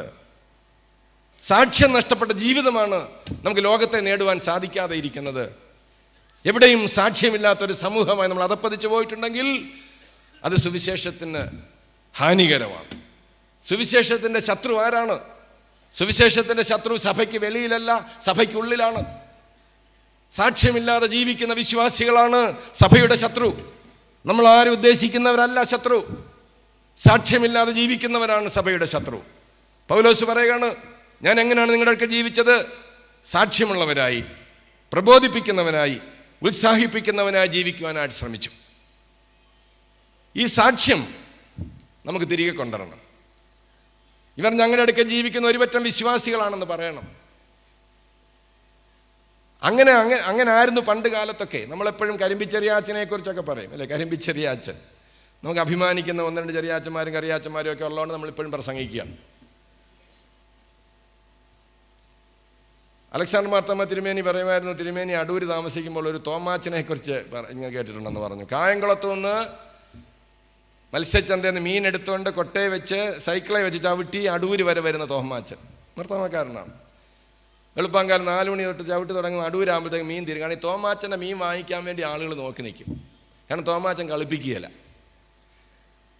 മീൻകാരനാണ്. സാക്ഷ്യമുള്ള തോമാച്ചൻ. നമ്മുടെ ജീവിതരംഗങ്ങളിൽ സാക്ഷ്യമുള്ളവരായി ജീവിക്കുക സുവിശേഷൻ്റെ ജീവിതത്തിലെ അതിപ്രധാനമായ ഒന്നാണ്. ഞാൻ പല സ്ഥലങ്ങളിൽ പ്രസംഗിക്കാൻ പോകുന്നയാളാണ്. ഒരു പള്ളിയിൽ പ്രസംഗിക്കാൻ പോയിട്ട് എന്നെ ഒരു വീട്ടിൽ ഉച്ചഭക്ഷണത്തിന് കൊണ്ടുപോയി. അവരുടെ കാറിൽ തന്നെയാണ് കൊണ്ടുപോയി. എൻ്റെ കാറ് പള്ളിയിലിട്ടേക്കുമായിരുന്നു. അപ്പോൾ അവർ കാറെ കയറുന്നൊരു സ്വോത്രം പ്രൈസലോടൊക്കെ പറയുന്നുണ്ട്. നല്ല ജീവനുള്ള ക്രിസ്ത്യാനികളാണെന്ന് എനിക്ക് മനസ്സിലായി. അപ്പോൾ അങ്ങോട്ട് ചെന്നു. അവിടെ ഭക്ഷണം ഒരുക്കിയേക്കുന്നൊക്കെ അവർ പറഞ്ഞു, അച്ഛാ ദൈവം ഞങ്ങളെ അങ്ങ് അനുഗ്രഹിച്ചേക്കുക അച്ഛാ. ഞങ്ങൾ വിദേശത്തായിരുന്നു 10-30 വർഷം. വേണ്ടാന്ന് വെച്ചെങ്കിൽ പോകുന്ന അതൊക്കെ ചുമ്മാതെ പിരിച്ച് റിട്ടയർ ചെയ്തതാണ്. എല്ലാവരും വേണ്ടാന്ന് വെച്ചല്ലോ, അത് ചുമ്മാതെ. എല്ലാവരും വേണ്ട അച്ഛൻ എന്തിനാ അച്ഛൻ ചുമ്മാതെ പറയുക, എല്ലാം പിരിച്ചു വിട്ടേച്ച് പോകുക, എല്ലാം റിട്ടയർ ചെയ്ത് വരുന്നതാണ്. ഏതായാലും ഇദ്ദേഹം പറഞ്ഞു, പക്ഷേ ഇഷ്ടം പോലെ വിഭവസമൃദ്ധമായ ഭക്ഷണം, വിഭവസമൃദ്ധമായ അവരുടെ ആ ഗ്രേഡിനൊപ്പിച്ചുള്ള ഭക്ഷണമാണ്. ഇങ്ങനെയൊക്കെ വെച്ചാൽ ഞങ്ങളിപ്പോൾ അങ്ങ് ആത്മീയമായിട്ട് അങ്ങ് സന്തോഷത്തിലാച്ചാ.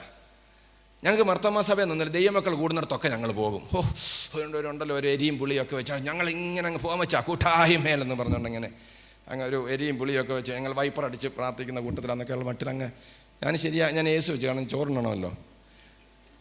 എന്നാലും ഇതിൻ്റെ ഇടയ്ക്ക് ഞങ്ങൾക്കൊരു വിഷമമുണ്ടച്ചാ. ഞാൻ വെച്ചാൽ ഇതിൻ്റെ ഇടയ്ക്ക് എന്നാ പ്രശ്നം?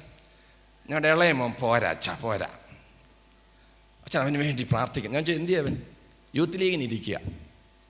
ആ യൂത്ത് ലീഗ് എന്ന് പറയുന്നത് തന്നെ ഒരു പരിഹാസമുണ്ട്. ഈ ഭക്തന്മാർക്ക് യൂത്ത് ലീഗ് ഇഷ്ടമല്ലല്ലോ. യൂത്ത് ലീഗിന് ഇരിക്കുക അച്ഛാന്ന്. അപ്പം ഞാൻ ഉണ്ടോണ്ടിരുന്നപ്പോൾ അവൻ യൂത്ത് ലീഗ് കഴിഞ്ഞ് വന്നു. നമ്മളുടെയൊക്കെ അനയിക്കൊണ്ടാ വന്നേ. ഞാൻ ചോദിച്ചു, മോനെ റെജി എന്തുകൊണ്ടാണ് വിശേഷം ഒന്നുമില്ല അച്ഛാ, സന്തോഷമായിരിക്കുന്നു. പോരാന്നാണല്ലോ പപ്പായുടെ മമ്മിയുടെ അഭിപ്രായം. എന്തോ പോരാന്നാ ചല്ല കുറച്ചുകൂടെ ആത്മീയമായിട്ടേ. അച്ഛൻ ചോറിന് അച്ഛൻ ഒരു കളി കാണിക്കാമെന്ന് പറഞ്ഞു. അവൻ്റെ കളി കാണാൻ വേണ്ടി ഞാൻ ചോറ് വേഗം വാരി തന്നു.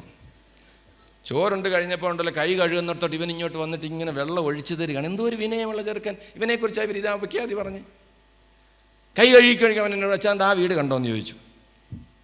അത് ഞങ്ങളുടെ ഉപ്പാപ്പൻ്റെ വീടാണ്. 2 മുറിയും ചരിപ്പും മുന്നിലൊരു വരാന്ത ഇറക്കിയിരിക്കുന്ന തേക്കാത്ത പഴയ വീടുണ്ടല്ലോ നമ്മുടെ, അതൊക്കെ മറന്നു കാണും നിങ്ങളൊക്കെ. ഒരു കൊച്ചു വീട്, അത് ഞങ്ങളുടെ തറവാട് വീടാച്ചാൽ അവിടെ ഉപ്പാപ്പനും കൊച്ചമ്മയും താമസിക്കുന്നേ. അവിടെ അച്ഛൻ ഞങ്ങളുടെ വല്യപ്പച്ചനും വല്യമ്മച്ചനും താമസിക്കും. ഇത് ഞങ്ങളുടെ മമ്മിയും പപ്പായും വെളിയിൽ പോയി വന്ന വെച്ച വീടല്ലയോ. ഞങ്ങളുടെ ഉപ്പാമ്മ റബ്ബർ വെട്ടുകാരനാച്ചാ. പുള്ളിക്ക് 10-40 മൂട് റബ്ബർ ഉണ്ട്. വല്ലോടെ റബ്ബർ വെട്ടിയൊക്കെ അച്ഛാ ജീവിക്കുന്നേ. അച്ഛാ ഉപ്പാപ്പൻ്റെ വീട്ടിലോട്ട് വന്ന് വഴി കാണണോ അച്ഛാ? താഴോട്ട് നോക്കാൻ പറഞ്ഞു, അന്ധകാരത്തിലോട്ട് നോക്കിയപ്പോൾ 1.5 അടി വീതിയുള്ളൊരു വഴിയാണ്. അവിടെ അച്ഛൻ ഞങ്ങളുടെ മമ്മി കുപ്പിമുറിയും വേസ്റ്റും ഒക്കെ ഇടുന്നത്. അത് ഇട്ടോട്ട് പോയ സാരമില്ല അച്ഛാ. ആ 1-2 ആഴ്ച കൂടുമ്പോൾ ഞങ്ങളുടെ അപ്പച്ചനെ അമ്മച്ചി ആശുപത്രി കൊണ്ടുപോകണം അച്ഛാ. 1 ഫർലോങ് ദൂരെ ഓട്ടോ വരത്തുള്ളച്ചാ. ആ അപ്പച്ചനെ അമ്മച്ചി ഉപ്പാപ്പനും കൊച്ചമ്മയും കൂടെ എടുത്തുകൊണ്ട് ഞാനിവിടെ പോയി സഹായിച്ചാച്ചാ ഓട്ടോയെ കയറ്റാൻ പോന്നേ. പല പ്രാവശ്യം പപ്പായോട് പറഞ്ഞു, എൻ്റെ പപ്പ ഒരു 4 അടി വീതി ഞാൻ കൊടുക്ക്, നമുക്കിഷ്ടം പോലെ ഉണ്ടല്ലോ. ഒരിക്കൽ പഞ്ചായത്ത് പ്രസിഡന്റും വികാരി എല്ലാം കൂടെ ചെന്ന് വേലി മാറി 4 അടി വീതി അവിടെ കെട്ടി. അച്ഛൻ പ്രാർത്ഥനയിൽ ചെല്ലുന്നതിന് പിന്നെ 1.5 അടിയായി. കർത്താവ് എന്താച്ചാ വരാത്ത കാലമായില്ലയോ പ്രിയനെ? തീ കത്തിക്കോ കള്ളക്കൂട്ടൻ. ഒരു വട്ടയുടെ പേര് വിട്ടുകൊടുക്കാത്തവർ, ഒരു ആഞ്ഞിലിയുടെ പേര് വിട്ടുകൊടുക്കാത്തവർ. കാലമായില്ലയോ എന്തൊക്കെ പറഞ്ഞ് കളിപ്പിക്കുന്ന വരാത്ത എന്താച്ചാ കർത്താവ് റെഡി ആയിരിക്കുകയാണ്. സാക്ഷ്യമില്ലാത്തവർ. വല്ലത്തൊരു വഴി വെട്ടാൻ പോയി ഒരു ഇഞ്ച് തരുമോ? 1 ഇഞ്ച് വല്ല നായന്മാരുണ്ടെ തരും. സാക്ഷ്യം നഷ്ടപ്പെടുത്തിയിരിക്കുന്നു. പൗലോസ് പറയുകയാണ്, സാക്ഷ്യമുള്ളവനായി ഞാൻ ജീവിച്ചു. ഞാൻ എൻ്റെ വാക്കുകൾ അവസാനിപ്പിക്കുകയാണ്. 4 കാര്യങ്ങളാണ് പറയാൻ ശ്രമിച്ചത്. വചനമേകുക, വചനമാകുക. 2 കാര്യം നമുക്ക് ദൈവവും ലോകവും എന്നുള്ള അകലം കുറയ്ക്കാം.